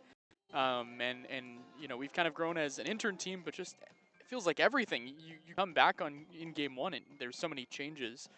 What have been some of the things you've noticed? Some of your favorite things over the years? I would say like the biggest thing going into this year especially is just the whole production of it, the new broadcast stuff, the big social media promotion. And so like, as for players, that's fun for us just because like the level that the broadcast has reached with everything that you guys are doing and being able to see our faces and pictures and videos and TikToks and stuff every day, like that's just, it makes this whole thing that much more special, and it makes it fun for us to be able to go to Instagram and TikTok and see all of our faces, see the jerseys, being able to help with the promotion that you guys are putting on. So I would say that's the biggest change going into this year. But overall, just like this coming into game one and going into the first meeting, it just feels like year by year it's just leveling up more and more as a team with just the whole organization of everything, but also just like it's a different feel. Like I don't even know if there's something that I can pinpoint. It's just every year it gets better and better. Like the level of play on the field's always high, but just the whole outside the lines of it all that you guys are doing, just every year it's becoming a better and better product, and it's special to me. And so I love it, and just you guys are making it that much better. Bryden Bull in an 0-1 count, leading off the bottom of the 6th inning, and he drives one down the right field line. That'll hook foul, 0-2. Yeah, we appreciate that. You're the man. We love having you here. We're so grateful that we've gotten 4.5 summers of you basically at this point, and I don't know, it's been super cool. I feel like I've like grown up with you. Oh, yeah. We're such different people than we were in the summer of 2022. 0-2 to Bryden Bull from Loudon Hilliard. It's been really good, and he's holds for a while, and he misses inside. Charlie, you got anything? I mean, I feel like I've shut you up for no, you're good. I mean, Zerk, I just want to like, from your perspective, how different does this team feel in 2026 compared to last year in 2025, my first year? So the biggest difference is just we have a lot more young energy. Like the first year I came in, and every year since then, but even last year, like a lot of our guys had been here before. Like it wasn't. It was the same core group essentially, like all the guys that are local from the area that have been here for summers past, and so it's definitely a different adjustment because there's so many new faces. But I think the youthful energy of all the younger guys that we have in, it makes just the game day of like BP in the dugout chatter. Like we're still getting more comfortable with each other day by day, but you can kind of sense already this like short into the season that it's going to be a very like high energy but also very composed team. And it definitely is hard meeting a bunch of new people and kind of having to gel so quickly, but I think it's going to work out for the better for us. Bryden Bull's got his second hit of the day, and that one was hit hard. And Now when you batting talk about will youthful center energy, field, that's the guy, number right? Oh, yeah, he is even from the first meeting we had in the first day, like he's the one guy that's really helping us break the ice as a team. He's going up chattering with everybody. He's always got a big smile. He's got the nice chains on. The bling's always a good look, and just he brings like a nice ray of sunshine into the dugout, so to say.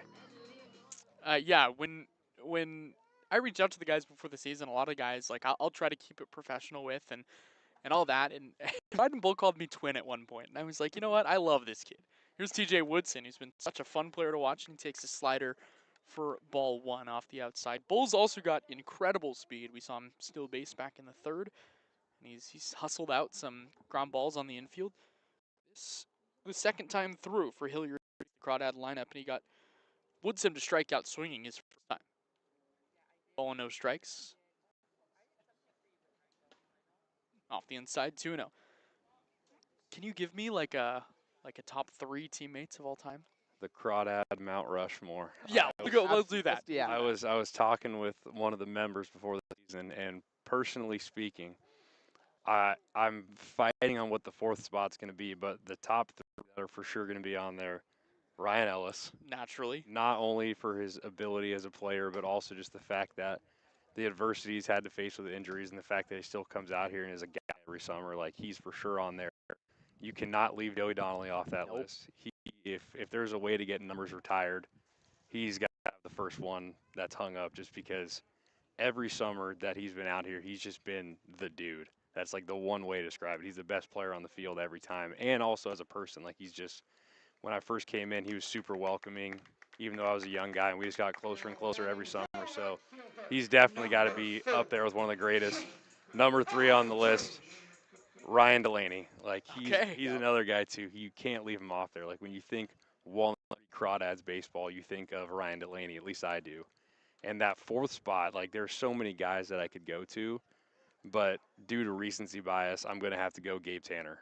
Yeah, that's a good pull. Yeah, Good shout. Gabe was there when I got there, and he was here every summer up until the end of his collegiate career, and being able to see what he's done in the Pioneer League with the Ballers and now getting purchased by the White Sox, like you can't leave a pro guy off there. And so that's me personally. Like if I had to list the top 20, that'd be easier because there's been so many great guys. But if I got to go top 4, those are my personal top 4. Yeah, you think about it, and there's so many notable omissions. Like Ryan Brome, who was Oh yeah. if he only played 2 summers, would have been the greatest Crawdad of all time. you've got like the week of John Gazdar that you weren't really here for, but he was such a special human being. You've got Fitzy. Yeah. Like there's Forks Up, by the way. Forks Up, Fitzy. baby. So many good ones, and I think that speaks to, there's something to be said about the talent that head coach Brant Cummings has brought in every season, but it's special that it's also been good people year over year, because when you talk about those guys, those are all guys that the two of us have memories with, just talking and yapping and getting to know people. This is Taylor Easthope, that's the new pitcher, the lefty from William & Mary College. Go Tribe. Zerk, what's it mean to you to have a chance at breaking Delaney's all-time appearance record? Yeah, so it's something that, like, in the grand scheme of life, like, obviously there's so much I want to accomplish, and that's not something that, like, I set out my life to do. But going into this season, I was thinking about it when I was talking with Coach on the phone, and when I was talking with Austin, I was, like, thinking about just how many years I've been here, and I was like, I got to be close. And then when I saw that number that what was it, 12 away going? Yeah, when I saw that I was 12 away, I was like, now I got something to really play for. Like, obviously, summer ball is to continue to get better, develop, trial and error. So when I go into next fall, I'm feeling good about myself and just continuing to get more experience. But I would be lying if I said that wasn't in the back of my head, just because I've been here for so long. I want to at least have something to show for it in the record book. So it's a funny joke that I'm running, but also, like, in the back of my head, I can't wait till that happens. I mean, you're legitimately 10 away now after yeah. yesterday. And speaking of yesterday, 2 innings, 1 run came across. That was a great outing. How did you feel going into it? Yeah, I mean, like, especially after my first outing of the summer was not to the level I wanted. I put more of an emphasis on just filling up the zone. Like, the hitters we face are good no matter what team we're playing, no matter what field we're at. So my thought process was just, I'm going to use my stuff in the zone and try and get early contact. And it worked out well for me. Like, I was relying heavy on changeup, which was that was the difference maker, honestly, between outing 1 and outing 2. And so I feel a lot bigger sense of confidence after yesterday going into next week. Shane Aldridge with 2 on and none out takes ball 1. Loudon Hilliard really good in this one. Came out of the bullpen to start the 3rd inning, goes 3+ innings. 3 hits. He has allowed 2 runs, still responsible for the 2 on base. Aldridge takes a strike at the knees. It's got to also help, Zerk. This year, the defense on the infield, at least, is just magnificent. I mean, you've got Parker Jr., who's a dog, Ramos is a dog, Woodson's been great. I mean, from a pitcher perspective, it's got to be good for your confidence to have them, right? Yeah, like, there's nothing better than knowing a ball on the ground is going to be an out 99% of the time. And so being able to have guys behind you that are money with the glove, it makes you feel a lot more comfortable, because especially when it comes to strategy and facing hitters, like, if you're able to get early contact for ground ball outs, like, it just makes your arsenal play better. It gives you more confidence on the mound.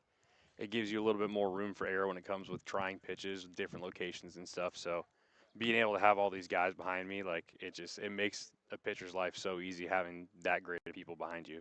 I think this year is a little bit different in the pitching staff as well, because there's not really a ton of guys that have been there, done that at the 4-year level or even at the junior college level. And so after your pretty successful season at East Bay, does it feel like you're kind of one of the leaders just in a guy that's been there, done that? Yeah, and, like, I think from my perspective too, like, I'm able to relate to them big time when it comes to that, just because the way my collegiate career has panned out so far. Like, this past season really was the first time that I had been a big member of the pitching staff where I was pitching on a weekly basis. So those guys where they either missed their year, redshirted, or just haven't really got a lot of innings, like, I know exactly what they're going through. And that's why another reason why I'm so grateful to have this opportunity every year is because when I was in their situation where I was one of those guys that didn't have a lot of experience, like, facing this level of competition in this environment in the league we're in, like, it really helps you out going into your fall at your school, just because, like,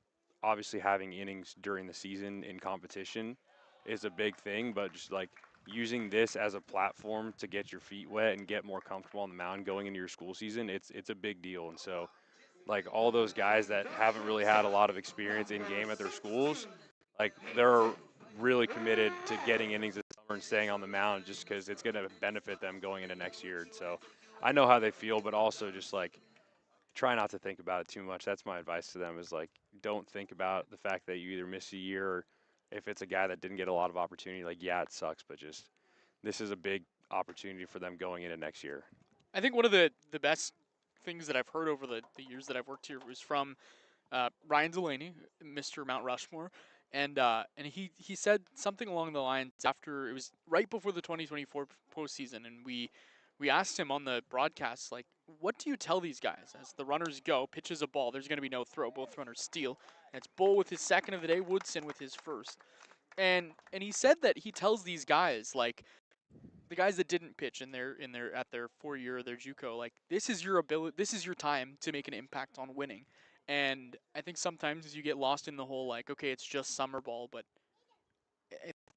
Coach Cummings and guys like you and Delaney have made sure that that message kind of gets across. What can you say about that? Yeah, like when it comes to environment, like especially if you're coming from a bigger school, like there is a lot that comes from pitching in a 4-year environment with a big crowd against another school.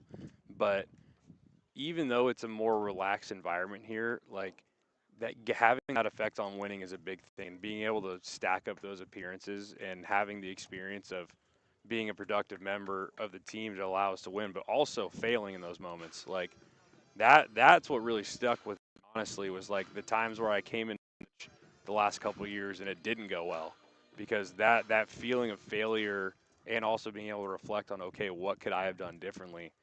Those experiences, positive or negative, it just makes you a better player overall. And so, like, yes, having the impact on winning is fun and it allows you to boost your confidence and it's a good memory to have, but also just even in the bad times when you fail, like every experience you have out here on the mound, it's just going to make you better going into next year. And like just being able to have that opportunity week by week is a big thing, whether it works out or not. Here with Crawdad legend Noah Zirkel after 2 strong innings yesterday in the box. Ellis, a fly ball with the bases loaded to deep right center field. Jerome going back, shy of the wall, he makes the catch. All 3 runners tag, scoring is Bull, and it's 9-4, and Ellis missed that one by a matter of 2 feet. Maybe if the wind wasn't blowing in, that's gone. So 9-4, Walnut Creek leads. They've done so this inning on a hit, a couple walks. Number 17, Barrett. Now to bring up Barrett Ronson. Did I tell you who I thought Ronson reminded me of the other day? Who? Do you have any guesses? I got nothing, honestly. His swing and the sound off the bat reminds me so much of Brian Duroff. That's the perfect comparison. Right? Like, I was just scrambling my brain there to try and find someone, and that's pretty on the spot right there. Even just like the look in the box, the way he wears his helmet, kind of the way he carries himself too. Like that's BD right there. Yeah, and Duroff, who it always felt like his numbers were kind of better with the Crawdads, but you look back and he was a career like 800 OPS guy, which is obviously gonna play, and he was about a 300 hitter every year, but he was a guy that you never really wanted to have to face in a big spot. And I think Ronson is becoming one of those guys, just he hits everything hard. Still just 1 out here in the bottom of the 6th. Noah Zirkel, Austin Oda, Charlie Limoncelli, our producer Jack Brooks. 2 balls and no strikes to Barrett Ronson, and the lefties pitch. Up and away, ball 3.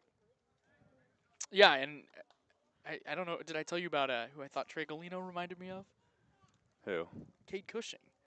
Oh, who you didn't even play with. He was there when I was hurt. Yeah, that was the, okay, well, never I can mind. see it body-wise, though, like lengthy, good athletic delivery, long arms. 3 balls, no strikes. 9-4 Crawdads lead. You going green light here? No. Called the strike. Yeah, a 3-0 swing is definitely a risky move, and as personally, my hitting career, I was never good enough to swing 3-0, so I don't blame him for taking that pitch. I've heard some stories about you as a hitter, though. Probably bad ones, sadly. Pretty great ones. I heard there was like a WWE belt. If there was, I never wore it. I was about a 160 hitter in high school, sadly. Ronson to center. This will end the inning as it's caught by Davis Ramon. I've heard some stories about like a WWE belt in like middle school. Did I just hear this wrong? Yeah, I personally have never seen a WWE belt, but middle school was the time where I could still swing it a little bit. So thank you for reminding me of those great memories. But once I got to high school, I'll be the first one to tell you that it's a little bit of a different animal. And once I started seeing 85 plus with a changeup, I knew my career as a hitter was coming to an end. Well, Zerk, thank you so much for joining us. Of course. This was a blast. I You're the man. appreciate you guys.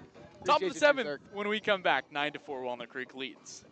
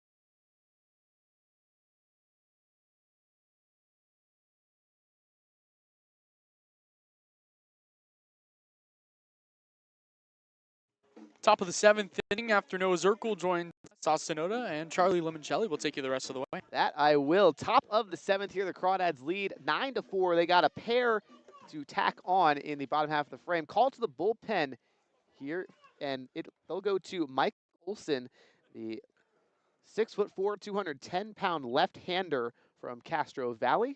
Hails from Chabot College. He pitched opening day at Chabot against Berkovich Honors. Starting off the inning against Swanson, first offering to him. Misses away, 1-0. Swanson on the day, grounded out to second, and reached on an error in the 5th. Olson fires the 1-0. Fastball too far outside. But man, how about having Noah Zirkle on the mic? The debut of the man, and he was electric. Maybe it was like Mandela effect, but I feel like I remember him being on a call at some point. The 2-0. Olson, outer third strike. Got it with the heater there. He was great. That he was. We're going to have him on in the future for sure on the Crawdad Streaming Network. So fans, don't miss out on that, because that man is succinct. Now the 2-1 from Olson. Off speed, clips the outer third, and the count evens at 2 apiece to Brandon Swanson, the third baseman for the Seagulls. The big lefty turns and delivers the 2-2. Misses upstairs on the fastball. Full count. Olson, redshirt freshman season at Chabot this year, 11 appearances. He was 1-0 at 9.19 ERA, 16 Ks, 6 walks. So K to BB was pretty good, as the payoff is foul towards the Seagull dugout. Olson, in his debut with the Crawdads on Wednesday, he went 2 innings, 1 run, which was earned. Career high 5 Ks to 3 walks, 11 batters faced. The stuff was certainly showing there, as his payoff offering, breaking ball at the knees, strike 3 looking. Back. That was a really, really good pitch. Looked like a changeup there from Olson. Sat around the middle of the zone, then broke to the knees on the outside. I think that Swanson read it well, but just not well enough, and we'll get a pinch hitter for San Francisco. It's Armando Hurtado. Interesting. They're going to go to Hurtado here in favor of Waldvogel, who struck out a pair of times. The first offering to the right-hander, a strike. Dylan Scott, his final line, 4 2 earned runs, 2 hits, 2 strikeouts, no walks. He was maximally effective. The 0-1 to Hurtado. Lower third for a strike this time.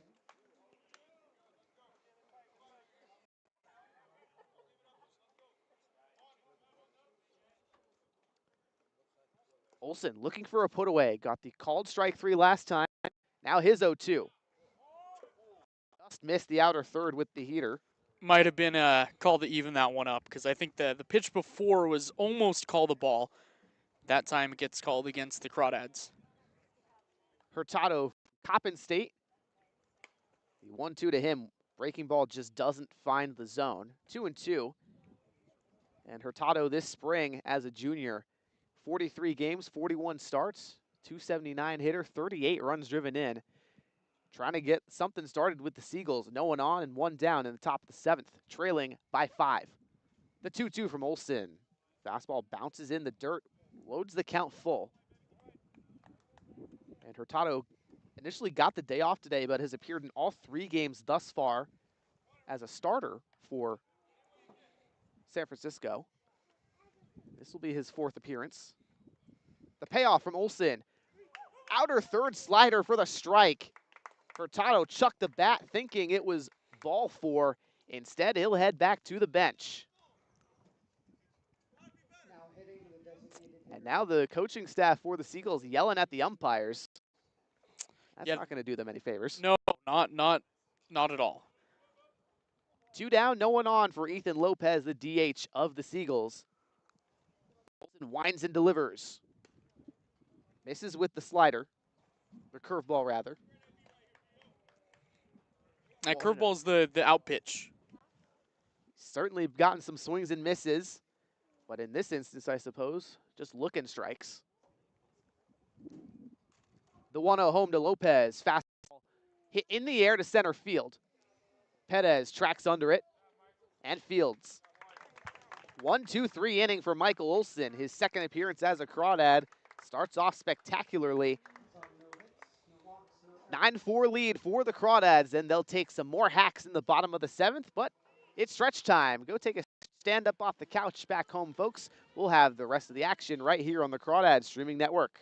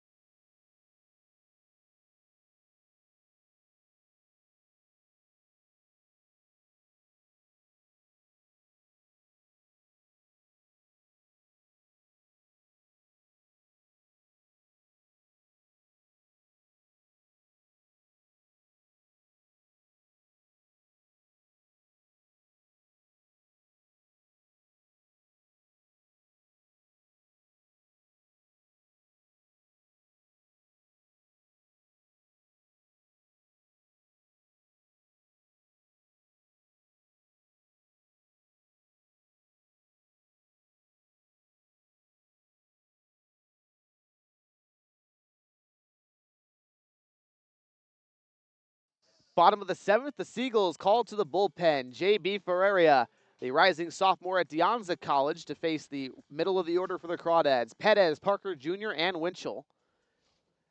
Perez, the left-handed hitting center fielder, 1 for 3 today, a single and 2 strikeouts. Ferreira kicks and fires, breaking ball in the dirt. 1 ball and no strikes.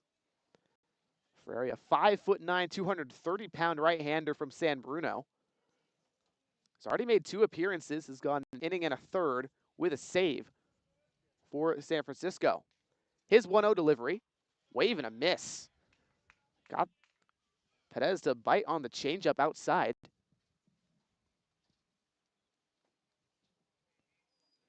Big righty squatting down, dangling the arm. Now steps back onto the first base side of the rubber. Kicks and deals the 1-1. Bottom falls out of that changeup, 2-1. Ferreira, Cappuccino High School guy, only appeared in 4 games this spring at Piazza.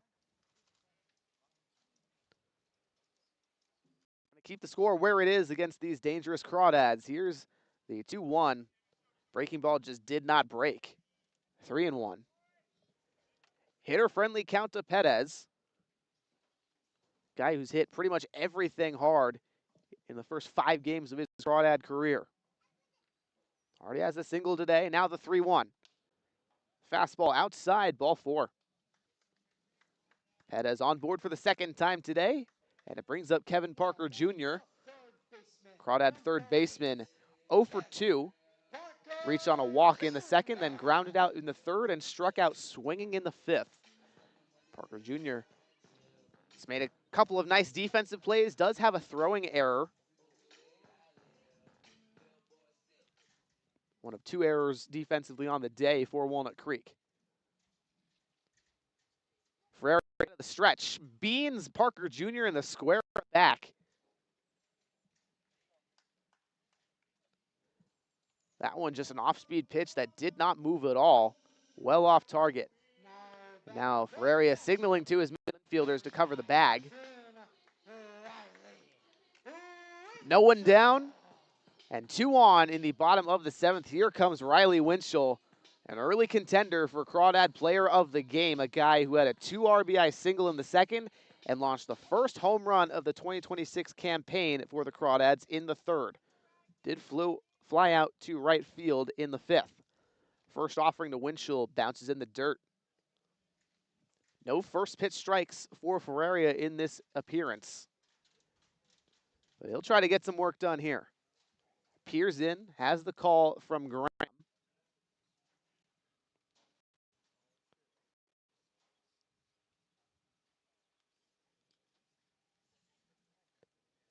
The 1-0.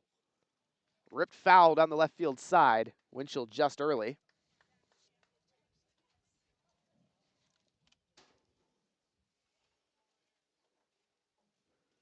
So Hurtado, who pinch hit for Waldvogel, moves over to right field. Otherwise, defense the same for the Seagulls. The 1-1 to Winchell. Curve in the left-handed batter's box. 2-1 to Riley Winchell. 2-hit game already, looking for his 3rd. He's got another RBI chance. The Granada High School graduate. The 2-1 to him. Fastball hit on the ground too short. Feliciano over to second for 1. On to first. In time. Classic 6-4-3 double play. Perez does advance to 3rd, but now there are 2 down. And Bryden Bull at the dish for Walnut Creek. But how about Bryden Bull? A 2 for 2 day. Reached on a walk in the 2nd, then 2 singles. Hard hit both. 1 in the 3rd, 1 in the 6th. And 2 stolen bags as well. Bull, the Crawdads' first player ever from the University of Mississippi. His 4th plate appearance today. The first offering to Bull.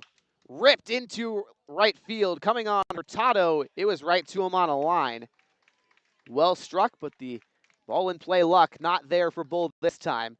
We'll head to the the top of the 8th. The Crawdads strand 1, and we'll be right back on the Crawdads Streaming Network.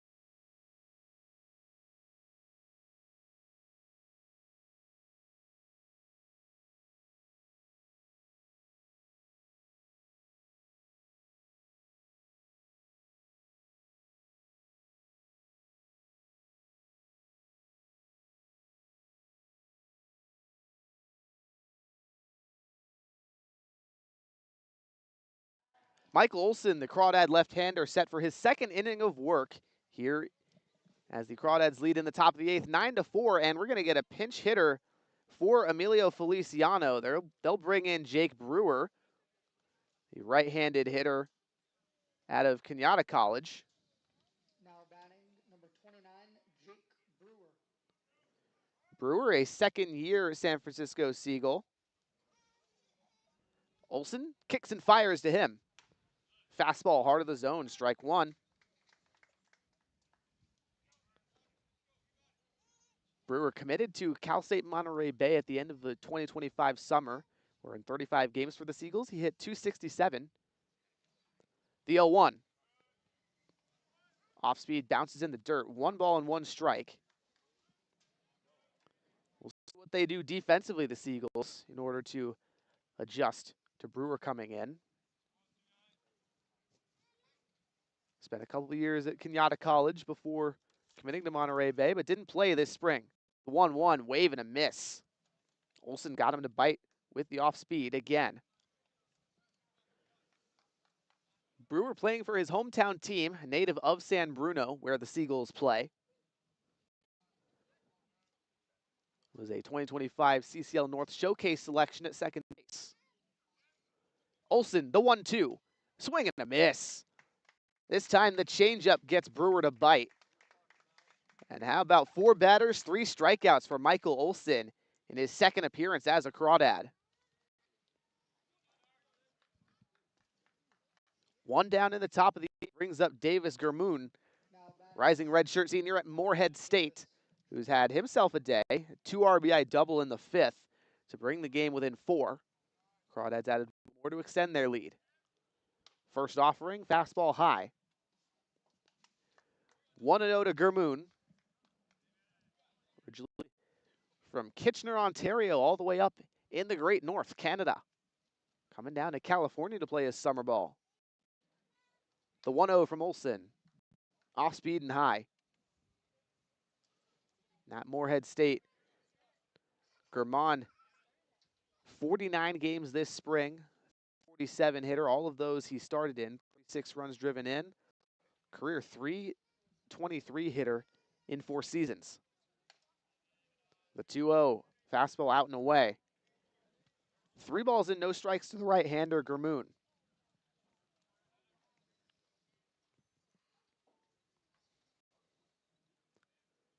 Olson kicks and fires. The 3-0 misses away. A 4-pitch walk to Germoon. And that brings up Ulteras, who pinch hit back in the 5th. First walk of the day for Crawdads pitching. That was the graphic I was working on. There you go. I don't think a game has ever happened that the Crawdads have not walked a batter. Well, at this point, they now have, so that statistic will stay correct. And I can hop on the mic. That you can. You don't have to multitask. And we're glad to have you back. 1 runner aboard. That's Germoon at first. 1 down in the top of the 8th. First offering to Ulteras. Hit on the ground too short. Rolls, flips to second for 1. TJ Woodson's throw to first in time. 6-4-3 to end the inning. Pitcher's best friend and Michael Olson looking fantastic right now. Head to the bottom of the 8th. The Crawdads with a 5-run lead. Will they extend it some more? We'll see right here on the Crawdads Streaming Network.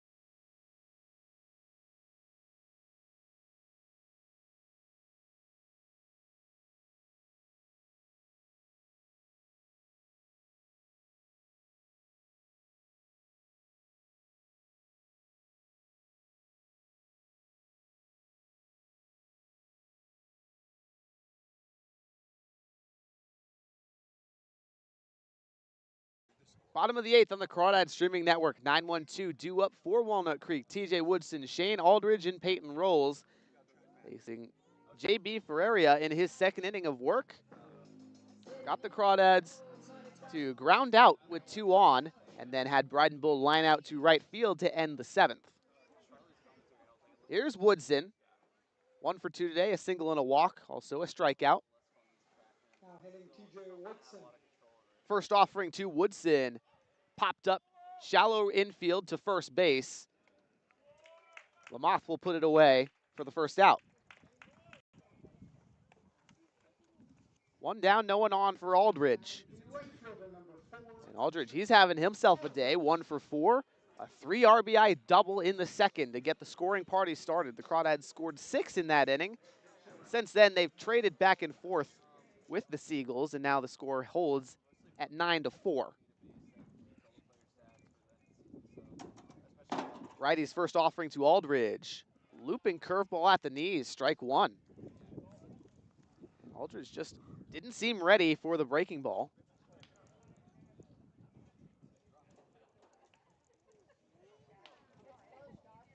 The 0-1 fouled back, 0-2 quickly.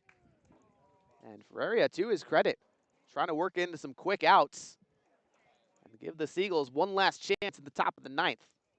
It's just throwing strikes. That's been super important. This really, I mean, it's the most important thing, but he's getting ahead in counts and making guys have some off-balance swings. It's worked thus far. Will it work some more? Shakes off the call from Graham, agrees to this. The 0-2 to the Crawdad right fielder. Aldridge, hard chopper to second. Ultreris collects and fires to first for the out. 2 down, no one on. Peyton rolls up at the dish, who is 0 for 3. A pair of groundouts, a flyout, and a walk in the 6th. He was held there. Did not score in that 6th inning. But yesterday's player of the game, after the walk-off 2 RBI double, hitless today. Ferreira kicks up the gas, but misses inside, 1-0. Working a little more quickly now, Ferreira is. The 1-0, which looks more out of the than the windup, despite no one being on. Looping breaking ball outside. Rolls has to duck. Yeah, a lot of times you'll see relievers do this just because it's difficult to have to come in with guys on. And now kicks and fires and Rolls belts one into the left center field gap. German and Gilbraith giving it chase. Rolls turning for second. A stand. No, now he slides just a little bit before I was going to say it. Thanks, Peyton Rolls. Either way, a 2-out double and a runner in scoring position for Ryan Ellis. that ball was cracked by Peyton Rolls, though, for 3 no longer. But back to the point, a lot of guys you'll see only out of the stretch when they come out of the bullpen, just to keep consistency. When you're starting, you want to be in your own rhythm a little bit more, but out of the bullpen, you want to be able to come in at any spot and just do the same thing every time. So I think that's what Ferreira is doing right now. Ferreira working against the left-hander Ellis, who, despite not having a hit, has 2 runs driven in on sac flies today. First pitch to him, a fastball low. He's creeping up on that all-time runs batted in leader. See how many more games it'll take for him to break it. The 1-0 to Ellis, wave and a miss. Just a nice changeup there from Ferreira for the strike. Ellis hitless yesterday. Had a multi-hit game against the Sonoma Stompers in that 6-4 loss. A double and a single. The 1-1 to him. Fastball misses away. He's now just 1 run batted in away from tying Joey Donnelly for second. He's still got a while to catch Ryan Brome, but he's right there. Almost definitely get it by the end of the year, yeah.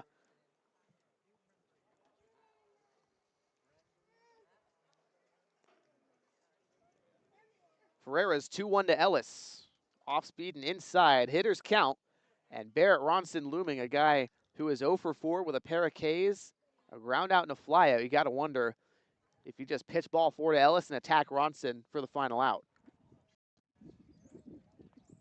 see what Ferreira dials up here. Resets at the chest.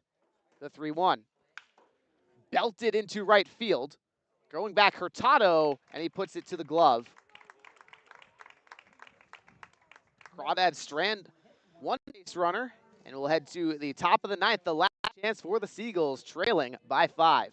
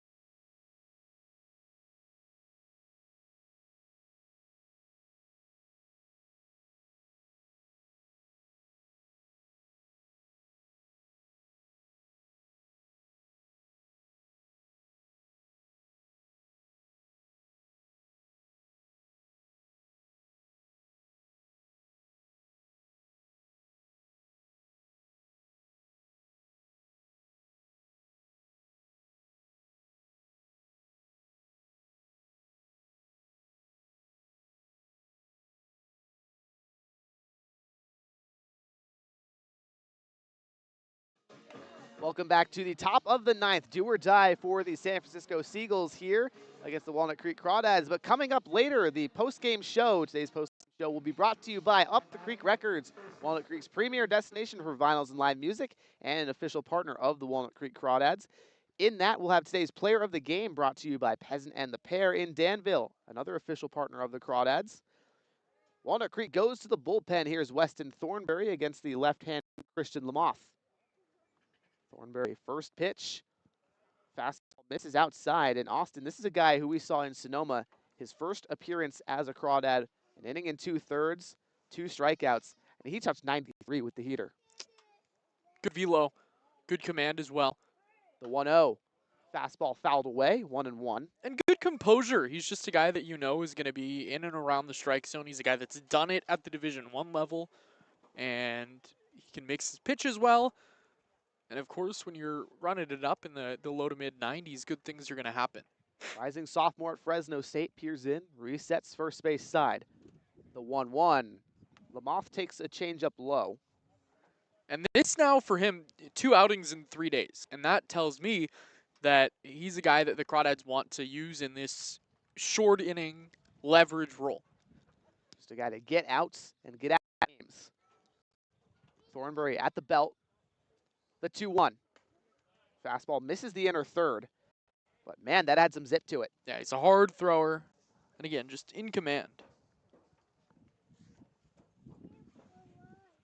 Went 88% fastball, just 12% curveball against left-handers on Friday. The 3-1 goes to a fastball, and Lamoth fouls it away. Full count.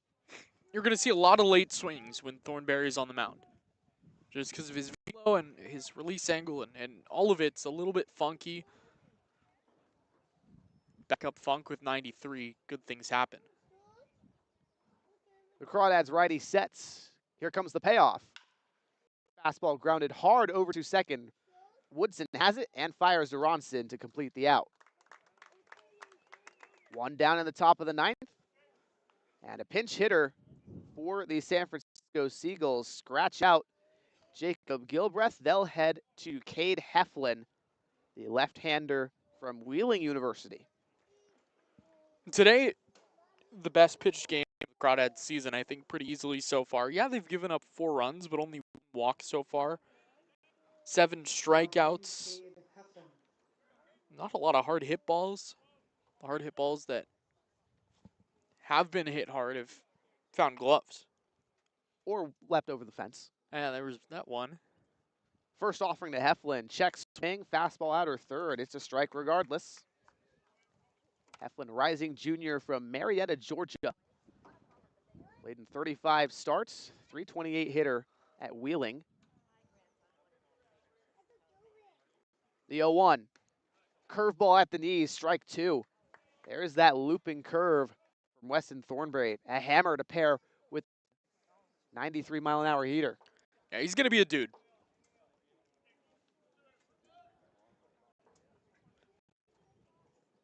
The 0-2 from Thornberry. Fastball hit on a line to left. Bull takes a couple steps forward and puts it to the glove. Now hitting the catcher, number 30. And now the Seagulls down to their final out. They'll send up Marcus Graham to the plate. Trailing by 5, the Crawdads in command. Their first matchup with the Seagulls, their CCL North rival, who they dominated last season, 7 games to nothing in the season series. Big offensive day for the Crawdads. A 6 spot in the second, traded back and forth, including the Riley Winchell homer in the third. The first pitch to Graham. Curveball misses away.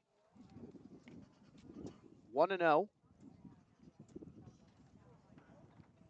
Seagulls did have a homer of their own. Christian Lamoth back in the fourth. Plated 1.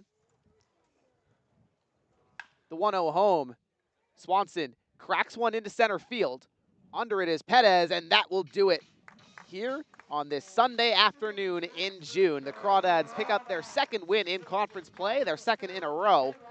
And man, what a game it was, Austin. Perhaps the most complete all-around game for the Crawdads. It was just an easy win, and those feel good. Easy wins make you feel good, make the week feel a little bit better after that stinging loss on Friday to Sonoma. You go back, you win 2 games, 1 in walk-off fashion, 1 in easy fashion. You're 2-1, you're over 500.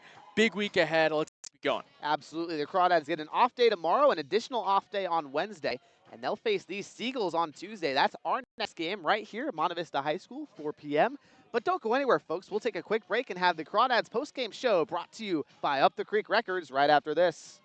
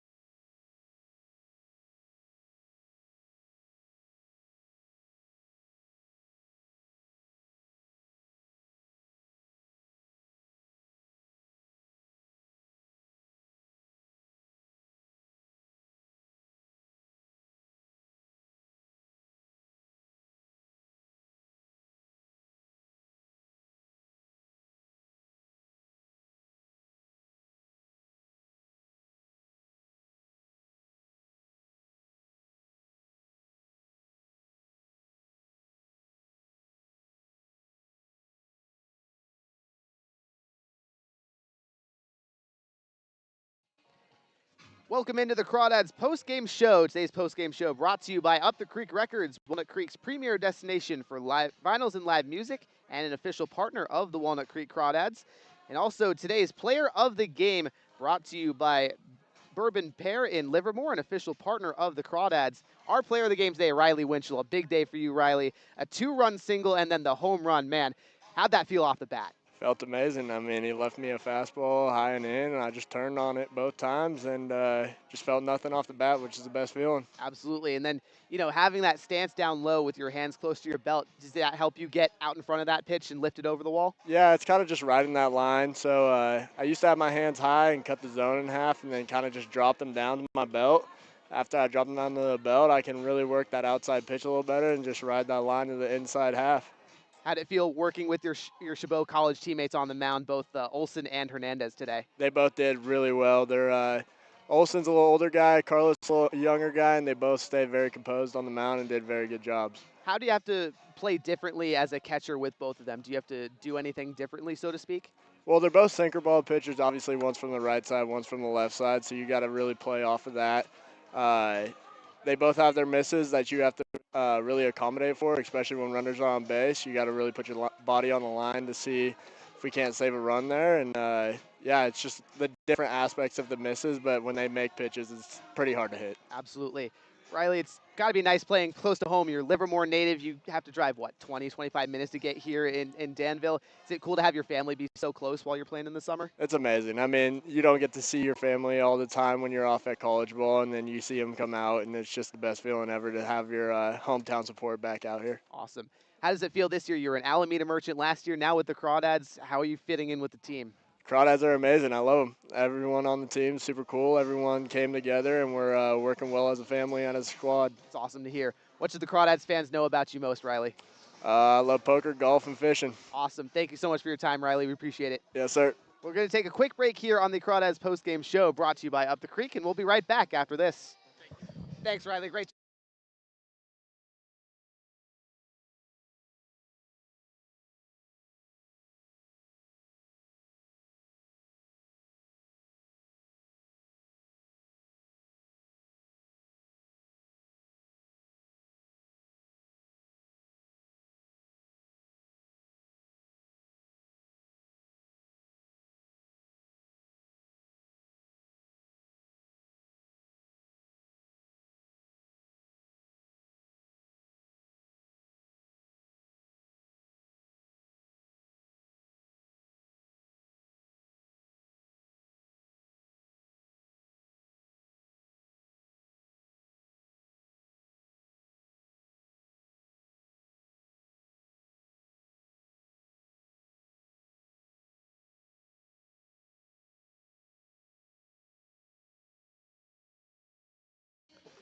Back live on the Crawdads postgame show, and up next, the Sweet Play of the Game. Today's Sweet Play of the Game is brought to you by Batter and Icing, an official partner of the Walnut Creek Crawdads. Batter and Icing is a locally owned custom bakery with 2 retail outlets in Danville and Pleasant Hill. Since 2018, they've been creating everything from birthday and wedding cakes to corporate event desserts, all made fresh with quality ingredients and plenty of creativity. Learn more or place an order using the Crawdads fundraiser part of the Order Online tab at www.battertheletternicing.com. Orders can be picked up at any Crawdads home game. That being said, let's go to our Sweet Play of the Game, courtesy of Shane Aldridge. Season, but he was far and away the most complete player. 3 RBI double all the way back in the second inning that helped put the Crawdads up 6, and it lands over the San Francisco Seagulls. Shane Aldridge, the bases are going into the outfield. All 3 runners had an easy time coming home to score. As the last run, showing off why he's such a valuable bat at the top of the Crawdads order. Really big win for Walnut Creek today. Got it done on both ends. The hitters didn't leave too many guys on. The pitching staff only walked 1 guy all game. Just a really complete effort from the Crawdads. Off day tomorrow. The CCL never plays on Monday, so we'll be back on Tuesday. This same matchup, the Walnut Creek Crawdads host the San Francisco Seagulls at 4 p.m. Monte Vista High School this Tuesday. So make sure you folks catch that here on the Walnut Creek Crawdads streaming network. For our entire crew, for special guest Noah Zirkle, for Austin Oda, our incredible general manager and part-time color analyst, and then, of course, our amazing broadcast producer, Jack Brooks. Wrapping up a great first week, I'm Charlie Limoncelli. We'll see you all on Tuesday.